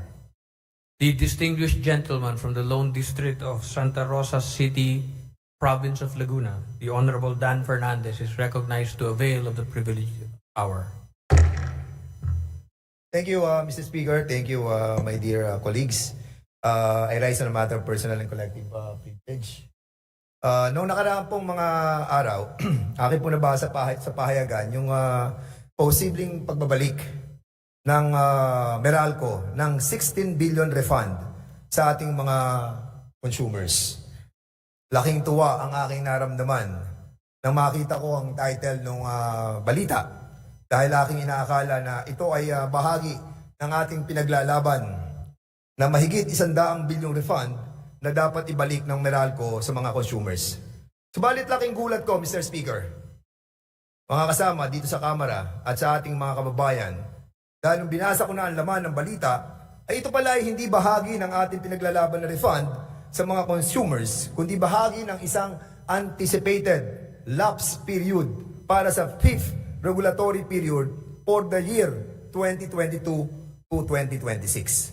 On October 30, 2024, Meralco announced it might refund up to 16 billion once the ERC settles its much delayed rate reset. At sinasabi din sa news na ating nabasa that suspended ERC Chairperson Mona Lisa de Malanta, and by the way, siya po ay nakabalik na. Maraming salamat sa ating pong Pangulo ng ating bansa at kay Secretary Bersamin dahil nakabalik na po si Mona Lisa sa ERC. That the ERC has already decided to forgo the 5th rate reset. Wala na raw 5th computation. Wala na raw po yung ating pong pagkukompute na naman. And fix the average distribution charge of Meralco to 1 peso and 35 cents kilowatt hour. What? Wala nang computation sa port regulatory period. Wala pa ding reset sa 5th regulatory period.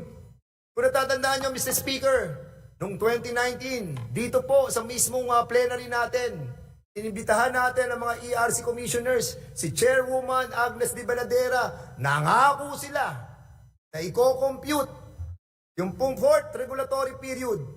Sinasabi nila, meron ng bagong computation para sa bagong taripa ng mga ating mga kababayan dahil mababa na ang dapat na singil ng kuryente. Naganap ba? Hindi po. Niloloko lang tayo. Niloko lang tayo. At nung dumating po ang 19th Congress, inimbestigahan din po natin to sa budget hearing. Kinwestiyon natin ang ERC. Sinabi nila na magko-compute. Nasaan na ang computation sa bagong taripa para sa ating mga mamamayan? Ang ibig sabihin mga kababayan, mula 2016 hanggang 2026, di na sila magre-reset. O sa mas magandang lengguwahe, di na sila magko-compute at ipipix na uli nila sa 1 peso and 35 per kilowatt hour. Totoo ba to, ERC? Alam nyo, pigil na ako sa inyo. Lalo tigit sa 3 commissioner dyan sa ERC. Si Commissioner Alexis Lumbatan, si Marco Romeo Puentes, si Commissioner Floresinda Baldo Digal. Mula noon hanggang ngayon, hindi kayo nagbago. Kayo ang mga salot ng ERC na dapat pagbayarin sa paghihirap ng ating mga kababayan dahil sa inyo, kaya ang ating singil sa kuryente ay hindi bumababa. Dahil sa inyo, patuloy ang pagsingil ng mataas at doble ng Meralco. Ang mga katulad ninyo ang dapat singilin ng kongresong ito. Upang sa gano'y pagbayarin sa patuloy na pandaraya ninyo at sa inyong desisyong hayaan na lamang ang 2016 to 2026 ay i-consider na lapse period. Sadya kayong mapagsamantala. Di pa nga dumadating ang taong 2025 and 2026, sinabi nyo lapse na agad. Bakit? Magkano ang dahilan? Malaki ba? Mr. Speaker, ang ganitong kapabayaan ng ating mga commissioners ng ERC ay hindi mapapahintulutan ng representanteng ito. They need to answer back to the Filipino people. Ang kanilang mga aksyon na nagbigay ng perwisyo sa ating mga kababayan sa mahabang panahon must be confronted by this Congress. Nais ko sana i-detalye sa inyo ang mga bagay na may kinalaman sa overcollection sa atin ng Meralco. In connivance with selected commissioners of ERC na umabot na sa lampas 100 bilyon dahil sa double inflation na singil nila sa ating regulatory asset base and the weighted average cost of capital. Dalawang inflation. Ang sabi ng Supreme Court, hindi pwede. Ang sabi niya sa ERC, sa desisyon ng Supreme Court, give the consumers electricity in the least cost manner. Pero ang ginawa ng ERC, double inflation, double interest, doble ang kita. Sa isang simpleng eksplanasyon ay nais ko ilahat sa inyo kung paano tayo sinisingil ng Meralco kada kilowatt hour na ito ay kinocompute sa pamamagitan ng tinatawag na regulatory period. At ito po ay naaprubahan ng ERC upang malaman magkano ang sisingilin ng Meralco sa taong bayan na naaayon sa tamang komputasyon kada 4 na taon. Mula nang maaprubahan ang EPIRA Law na siyang pinagmula ng ERC na siyang gumawa ng polisiya ng taripa para singilin sa taong bayan, meron na po tayong 3 regulatory period. First, second, third regulatory periods. Dapat po ay nasa 5th regulatory period na po tayo. Pero dahil sila diyang di-compute ang 4th regulatory period at ang 5th regulatory period, upang sa ganon ay di mabago ang mataas sa singil ng Meralco, di ito magagawa ng Meralco alone. Kasabwat dito ang 3 kasalukuyang commissioners, dating commissioners at dating chairwoman ng ERC. Kaya we need to investigate these public officials. We need to find out the truth about this complex problem about reset process, about regulatory periods and other technical words in the computation of our tariff is really hard to understand. Mahirap po talagang intindihin. So allow me to explain and not to use any deep and technical words. Para simple lang po, mga kababayan and my dear colleagues. Mula noong 2012 hanggang 2024, ayaw nilang baguhin yung ating 1 peso and 35 cents per kilowatt hour. Diyan lang naglalaro ang binabayaran natin mula noong 2012 till now. Even the Supreme Court already declared and told ERC not to apply double inflation. Ibig sabihin, if double inflation, dalawa ang interest, dalawa ang kita. Sabi ng Supreme Court, wag. Dahil 1 peso and 35 ang sigil mula noon hanggang ngayon, umabot tayo ng lampas 100 bilyon ang dapat ibalik sa ating taong bayan. Isipin nyo na lang, mula noon hanggang ngayon, piso at 35 cents kilowatt hour. Ayaw mag-compute, ayaw mag-reset. Ilaps na lang daw para tuloy-tuloy ang kanilang ligaya. The Congress must not allow this, Mr. Speaker. Huwag natin itong hayaan. And these commissioners must be held accountable. Ang tagal na po nito. At matagal na rin nila tayong niloloko. Kalahati po ang sobrang singil nila sa atin dahil sa pangunguna ng ERC. Maraming buhay ang nasira, maraming trabaho ang nawala, maraming tao ang imbis na ibili ng pagkain ay binabayad sa kuryente. It's payback time, Mr. Speaker.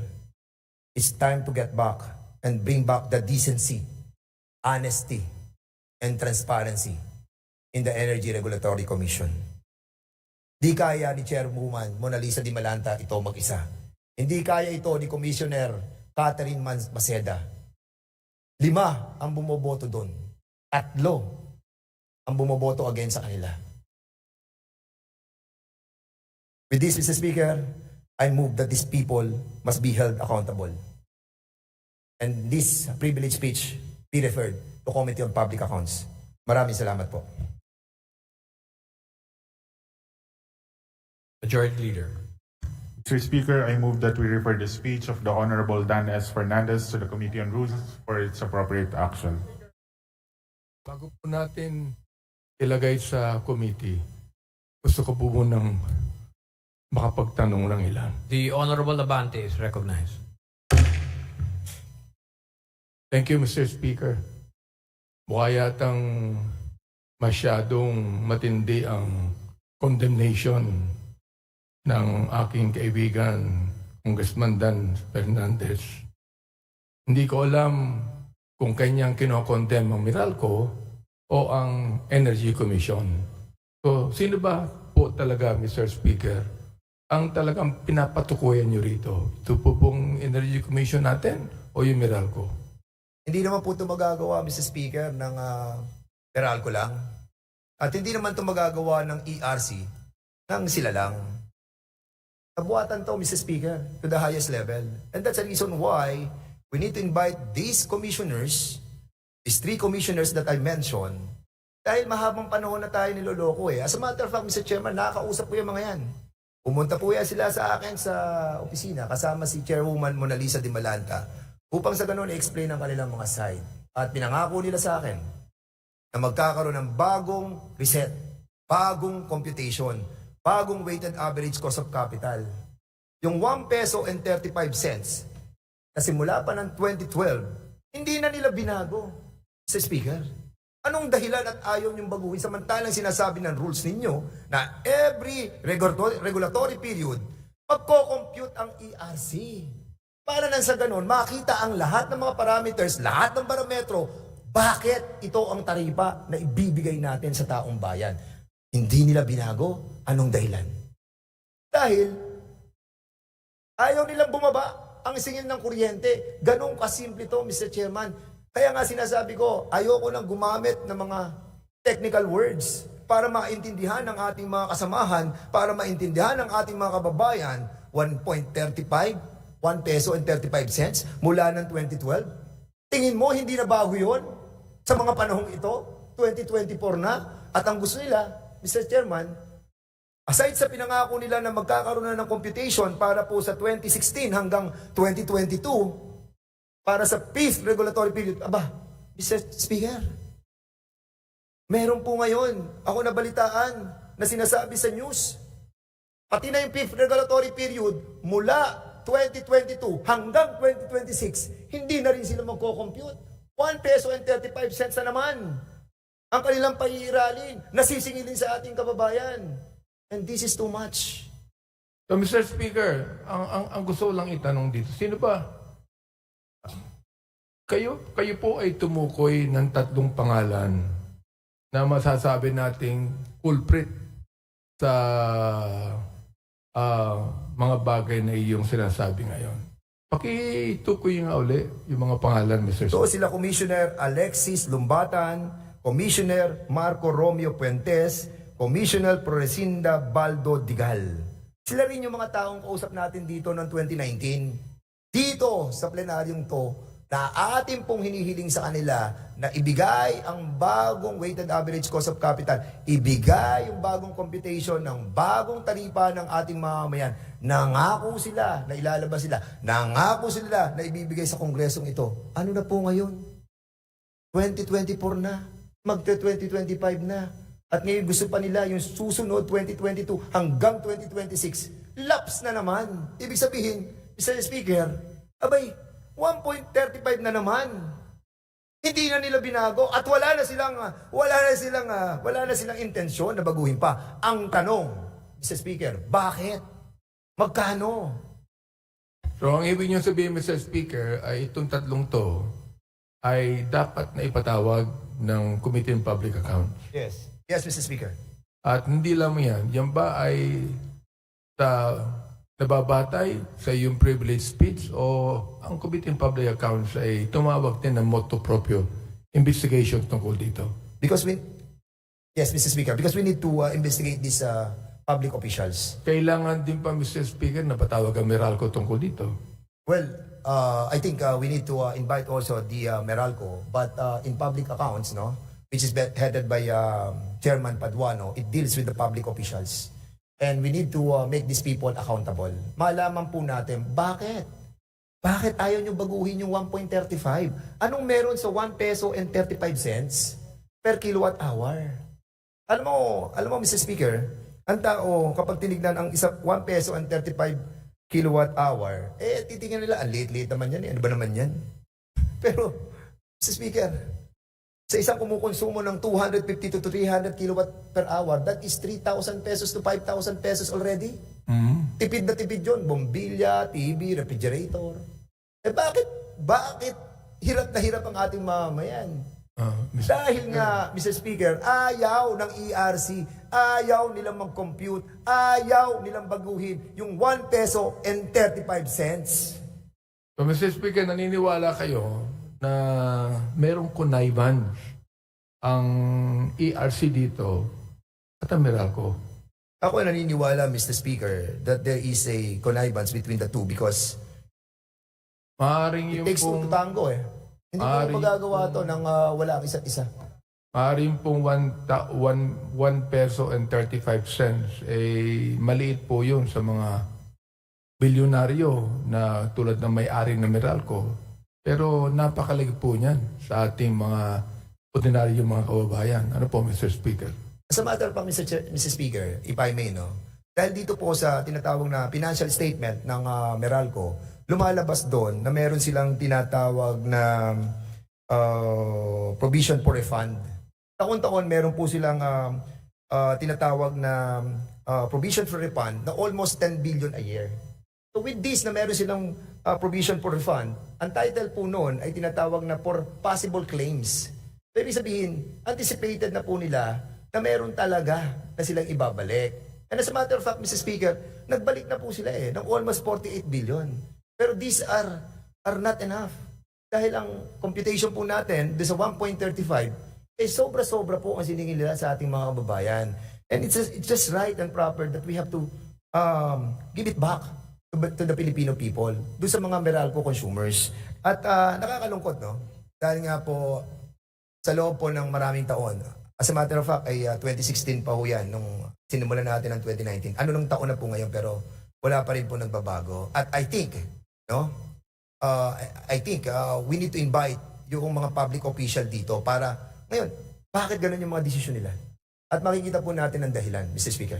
Mr. Speaker, sino po ba talaga nagsasuggest na ibaba ang cost per kilowatt? Ito po bang Meralco o ito po ang ERC? Hindi po. Ang Meralco po, sila po humihingi, nag-a-apply po yan. Nagkakaroon po yan ng application for reset. At pagkatapos po, ang ERC, sila po ay magko-conduct ng isang tinatawag na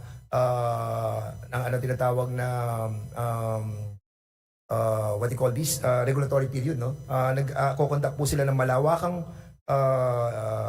computation para po makuha yung tinatawag na weighted average cost of capital na kung saan, yun yung kita noong distribution company. Malawakan pa to, masyado pong masalimuot Kasama dito yung mga regulatory asset base, mga tinatawag po mga nominal, tapos mga tinatawag actual WACC, saka yung vanilla WACC, mga ganun po. Medyo technical na yon na ayoko na pong banggitin. Pero sila po ang nagdedetermine, ang ERC. At kapag na-determine po nila, no, yung pong tinatawag nating weighted average cost of capital, yung po yung i-apply ngayon ng Meralco. So in other words, ang nag-a-apply ang Meralco para bigyan sila ng tamang taripa at ang ERC po ang may responsibilidad doon sa tamang taripang ibibigay sa ating mga kababayan. Now, kung meron pong overcollection or error doon sa ginawang computation, it is just right and proper for the ERC to correct their own error. Mandated po yan doon sa tinatawag po nating RDWR o yung Rules on Distribution Wheeling Rates na kung saan nakabanggit dyan sa article, I forgot the number of the article, na sinasabi po nila na kapag nagkaroon ng error sa collection na binigay sa taong bayan, it is mandated to the ERC to correct their own mistakes. And as a matter of fact, Mr. Speaker, kinorek nila ang kanilang mga mistake noong 2022. Months bago bumaba si Chairwoman Agnes de Banadera. Pero ang ginawa nilang correction, hindi po computation. Ang ginawa po nila is true up something, true up na kung saan sinasabi lang po nila, i-consider na nating lapse yan. I-consider na nating tapos na yan. At ang gawin na lang natin, kunin na lang natin yung taripa nung nakaraang regulatory period, na third regulatory period, i-apply na lang natin sa fourth regulatory period. Kung ano yung nagawang computation nung third regulatory period, na mali ang computation, i-apply na lang sa fourth, i-apply na lang sa fifth. In other words, Mr. Speaker, apply na lang sila ng apply. Consider na nating lapse, apply na lang natin 1 peso and 35 cents. Huwag nating baguhin ang 1 peso and 35 cents. Bakit? Yan ang katanungan mula na 2019 hanggang ngayon. Yan pa rin ang katanungan natin ngayon. But Mr. Speaker, ang gusto ko lang malaman, meron bang kinikita ang ERC dito sa ganitong kondisyon? Kinikita ano po, Mr. Speaker? Meron bang kinikitang pera ang ERC dito sa ganitong kondisyon? Hindi po, ito po yung taripa ng binabayad na kuryente ng ating mga taong bayan doon sa pagdidistribute ng kuryente galing sa transmission. From generation power plant, magbabayad tayo doon, yung magkano yung kuryente, tatransmit yung kuryente, magbabayad din tayo doon, 0.80 cents. Tapos dadalhin sa distribution na company, sila naman ang magdidistribute sa atin ng kuryente. Yun ang binabayaran po natin, yung 1 peso and 35 kilowatt per hour na distribution rate ng Meralco. Pero yung kanilang rate na yon sobra. Therefore, Mr. Speaker, meron ding malaking accountability ang Meralco dito. Pinag-uusapan po yung distribution na yan ng per kilowatt cost. Alam mo, Mr. Speaker, ilang beses po natin naimbitahan ng Meralco dito. Sa Committee on Energy, we always invited the Meralco. Ang lagi nilang tinutulo ang ERC, which is the right thing to do because the determination of the tariff that will be charged to the people is basically being handled by the ERC. Magaling Magaling po talaga. Kumbaga parang ERC ang nagbigay ng na elapsed period na yan Ay ERC ang hindi nag-compute So, ang tagal na natin nakikipaglaban dito, Mr. Speaker. And I hope our Filipino people will understand in the simplest manner bakit 135 mula noong 2012 hanggang ngayon, ayaw nilang baguhin. Ang sasabihin nilang sagot nila dyan, I'm pretty sure. Hindi naman po 1 peso and 35. Ang naaprubahan po dyan, ang siningil namin is 1 peso and 44 cents. Tama, 1.44. Tapos nakita na may mali, kaya ginawang 1.38. May nakita na naman, sobrang naman, ginawa nilang 1.35. Ganun po ang istorya niya. Napakahabang technical issues that I wanted to explain to our people. But of course, Mr. Speaker, hindi po ganun kadali maintindihan ito. But ang pinaka-importante, ang pinakabuod, point 1, point 2, 5 cents is very important. This equate to billions of money being collected to our Filipino people. Sobrang bilyon na po ang kinolekta ng Meralco dahil po dito sa sobrang singil mula 2016 hanggang sa kasalukuyan. We need to find out the culpability of these public officials. Yeah, Mr. Speaker, pagka minsan kasi, pag commission, tulad po ng PhilHealth, no? Halos lang pagkakaiba yan na wala silang pakialam sa ating mga kababayan na naghihirap, no? Sapagkat ngayon po, sa ating panahon, milyon-milyon pa rin ating mga kababayan na naghihirap at kinakailangan tulungan natin. I think that is one of the things that this commission should realize. They should not only think of any technicality or professional decision, but they should always think of the need of the many of our people na nahihirapan po sila na magbayad ng kuryente. Kaya ako po, tulad ng binanggit ni Congressman Dan Fernandez, nagbigay siya ng motion. Imbestigahan po ito sa Committee on Public Accounts. Ako po ay nagse-second demotion po ako dito. At palagay ko po ay kinakailang i-fast track na ang investigasyon na ito, Mr. Speaker, because this concerns the plight of the ordinary Filipino people. Ito po ang dapat nating tingnan. Magandang hapon po. Maraming salamat, Mr. Speaker, sa pagkakataon. Maraming salamat, Your Honor, for giving me the chance to interpolate. Thank you so much. Maraming salamat po. Majority Leader. Mr. Speaker, I move that we refer the speech of the Honorable Fernandez together with its interpolation to the Committee on Rules for its appropriate action. Is there any objection? Chair hears none. The motion is approved and the privileged speech of the Honorable Dan Fernandez, along with the interpolation of the Honorable Benny Abante, is referred to first to the Committee on Rules. Majority Leader. Mr. Speaker, before we proceed, may we recognize the guests of the Honorable Filimon Espares of the Co-op NATCO Party List. We have today from Los Angeles, California, Hannah Kilmore, Honey May Gilmore, from Davao City, Suzette Batilier and Lani Roque, and from Sarangani Province, Minda Grace Sanchez. We welcome the visitors of Congressman Filimon M. Espares of the Co-op NATCO Party List, our guests from Los Angeles, California, from Davao City, and from Sarangani Province. Thank you for your visit. Welcome to the House of Representatives. Mabuhay po kayo. Majority Leader. Mr. Speaker, I move to extend the privilege hour for another 30 minutes. I so move, Mr. Speaker. Is there any objection? Chair hears none. The privilege hour is extended another 30 minutes. Majority Leader. Mr. Speaker, I move that we recognize Representative Raul Angelo Gil Bongalon of Ako Bicol Party List to avail of the privilege hour. The gentleman from the party list Ako Bicol, the Honorable Raul Angelo Bongalon, is recognized to avail of the privilege hour. Thank you, Mr. Speaker.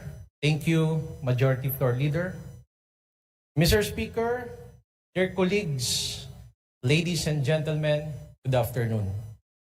I rise today with a heavy heart, but with a spirit of resilience to speak on the recent devastation brought upon by Typhoon Christine in the Bicol region few weeks ago.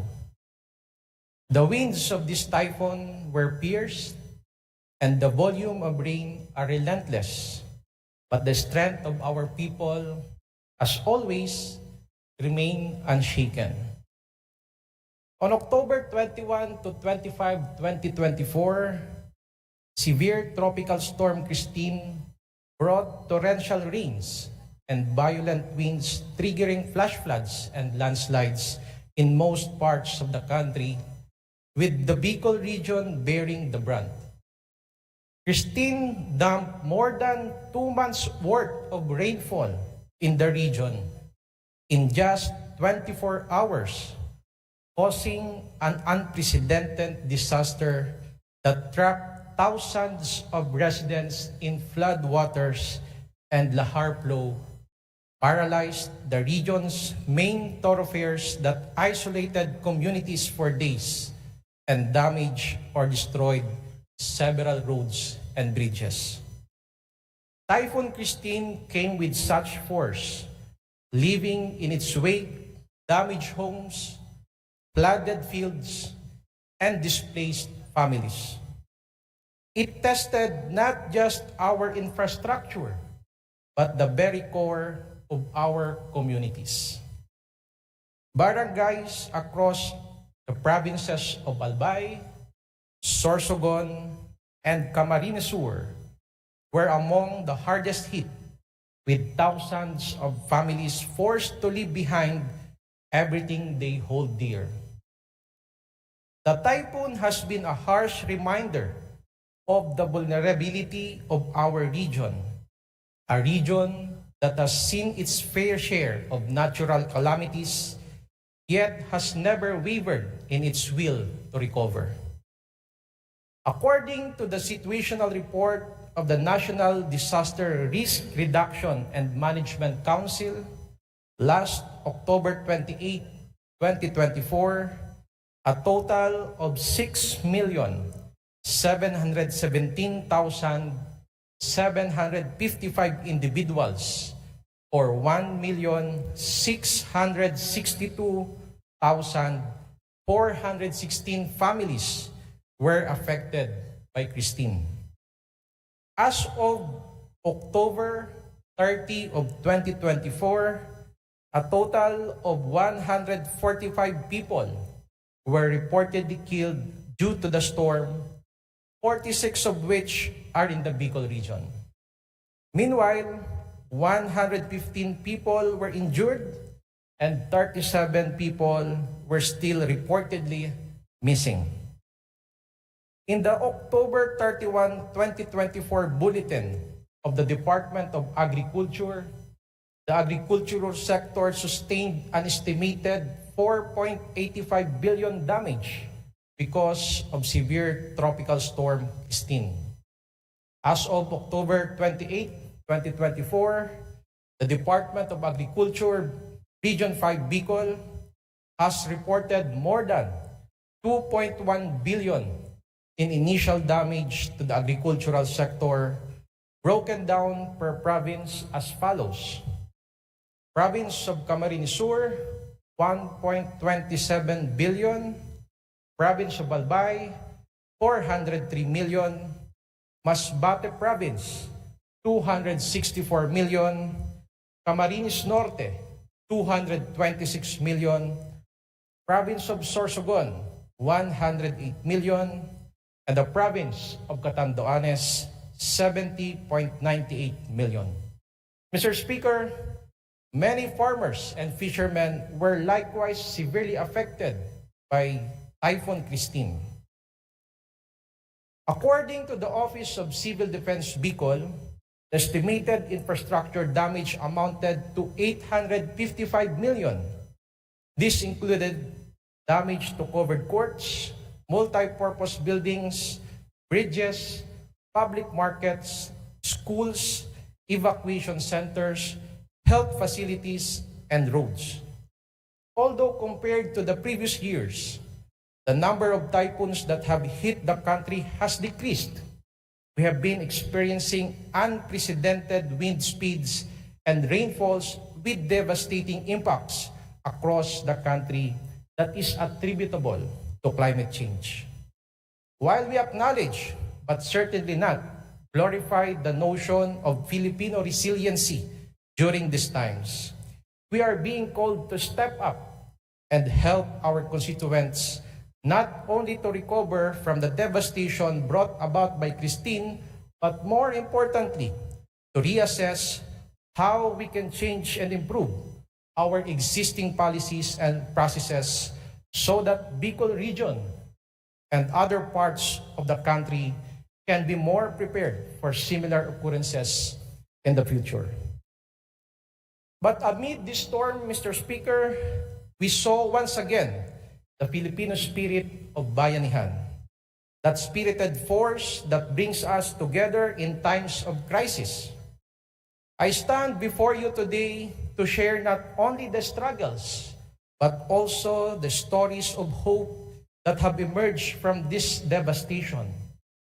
First, let me extend our deepest gratitude to our Speaker, the Honorable Ferdinand Martin Romualdez, for his swift response and assistance in bringing the much-needed relief packs to thousands of families affected by Typhoon Christine. Aside from the relief goods, the Office of the Honorable House Speaker, in coordination with the Office of the Honorable Elizaldico of Ako Bicol Party List, responded in bringing the provision of rubber boats, blankets, modular tents, outboard motors, and other water rescue equipment. With this, his leadership and compassion have been a beacon of hope for our kababayans, and for that, we are very thankful. His actions demonstrate that in times of adversity, we can rely on each other to bring about the support and aid our people deserve. I would also like to express my sincere gratitude to His Excellency President Ferdinand Bongbong Marcos Jr. for his swift and compassionate response in the wake of Typhoon Christine. Aside from his orders to immediately respond to the needs of our people, the President's directive to the Energy Regulatory Commission leading to the suspension of electricity disconnections and the implementation of flexible payment schemes in affected areas has brought much-needed relief to thousands of families across the Bicol region and other calamity-stricken areas.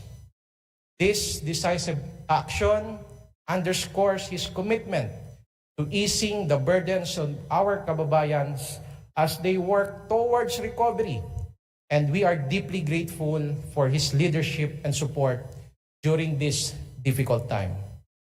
Maraming salamat po, Mr. President. Thank you for your unwavering dedication to the welfare of the Filipino people. Lastly, amidst the turmoil, Mr. Speaker, and equally as important, let me also wholeheartedly acknowledge the tireless work of our local government units, first responders, private sectors, national government, non-government organizations, and volunteers who braved the elements to ensure that help was delivered to the most vulnerable. Their dedication has made it clear that the heart of our Bicolano communities beats stronger than any typhoon. Nevertheless, as we continue to rebuild from the devastation of Typhoon Christine, there is hope on the horizon in the form of the Ligtas Pinoy Centers Act, a landmark bill that is expected to be signed into law by President Marcos Jr. soon.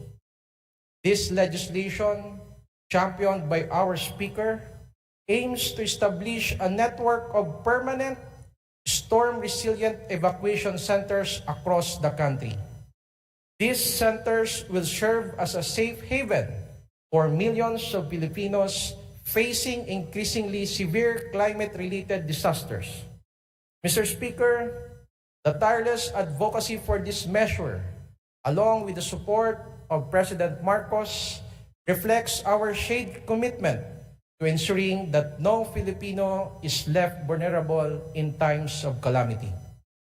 Let us continue to push for a future where our communities are equipped to withstand the growing challenges of climate change. Once again, thank you, Speaker Martin Romualdez, for your leadership in this critical endeavor. Yet, as we gather here, let us not forget that our work is far from over. There are still thousands of families who need long-term solutions, sustainable rehabilitation, reconstruction of schools, and support for our farmers and fishermen whose livelihoods have severely affected. These people are the backbone of our economy, and they must not be left behind in the recovery process. It is important to note also that it is undeniable that no flood control system, no matter how advanced, can fully prevent or lessen the impact of a storm that brings such an immense and prolonged downpour. When a storm stalls over a region for more than 24 hours, saturating the land with torrential rain, it exceeds the capacity of any human-made infrastructure to contain or redirect the volume of water. The sheer amount of rainfall, like Typhoon Christine, unleashed in just a single day, was beyond the limits of what any engineered solution could manage. This reality highlights the need for broader disaster preparedness, including early warning systems, resilient community planning, and climate change mitigation efforts to safeguard our people in the face of increasingly severe weather events.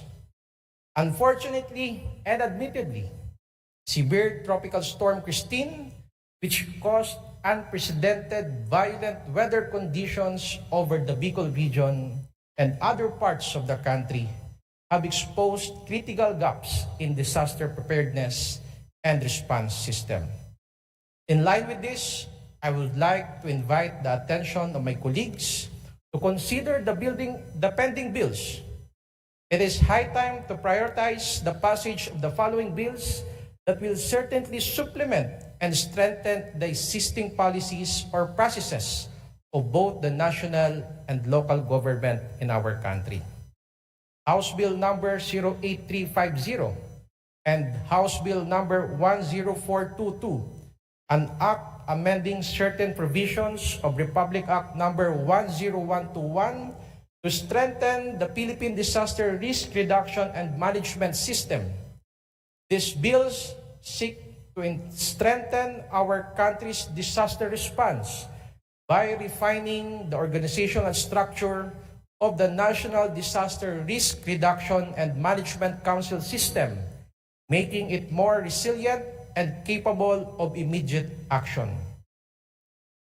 This bill also introduces improvements to the existing management system, which will enhance its ability to anticipate, respond to, and mitigate the effects of severe weather disturbances such as Typhoon Christine. House Bill number 08463, an act providing for the establishment and construction of disaster food banks and stockpiles in every province and highly urbanized city in the Philippines and appropriating funds therefore. During Typhoon Christine, many regions were cut off from food and essential supplies due to blocked roads. By implementing this bill, we ensure a strategic reserve of food and necessities which are always available to the most vulnerable communities. Mr. Speaker, our region has always been resilient. We have rebuilt time and again from the ashes of calamity. But it is in times like this that we must not only rebuild what was lost, but also prepare for what is yet to come. Climate change is no longer a distant threat. It is our present reality. The onslaught of Typhoon Christine is a stark reminder that we must continue to push for stronger, more comprehensive disaster preparedness programs and more sustainable infrastructure that can withstand the increasing frequency and intensity of this natural disaster. I therefore call upon my fellow legislators to unite in strengthening our efforts to provide assistance and recovery for those affected by this typhoon and to ensure that in the future, our people will be safer, stronger, and more prepared. Let us commit to providing the necessary funding, resources, and legislation that will secure a better future for our communities. Mr. Speaker, with the guidance of this leadership and the collective effort of this House, I believe we can turn the trials brought by Typhoon Christine into an opportunity to build a more resilient, prosperous, and a hopeful Bicol region.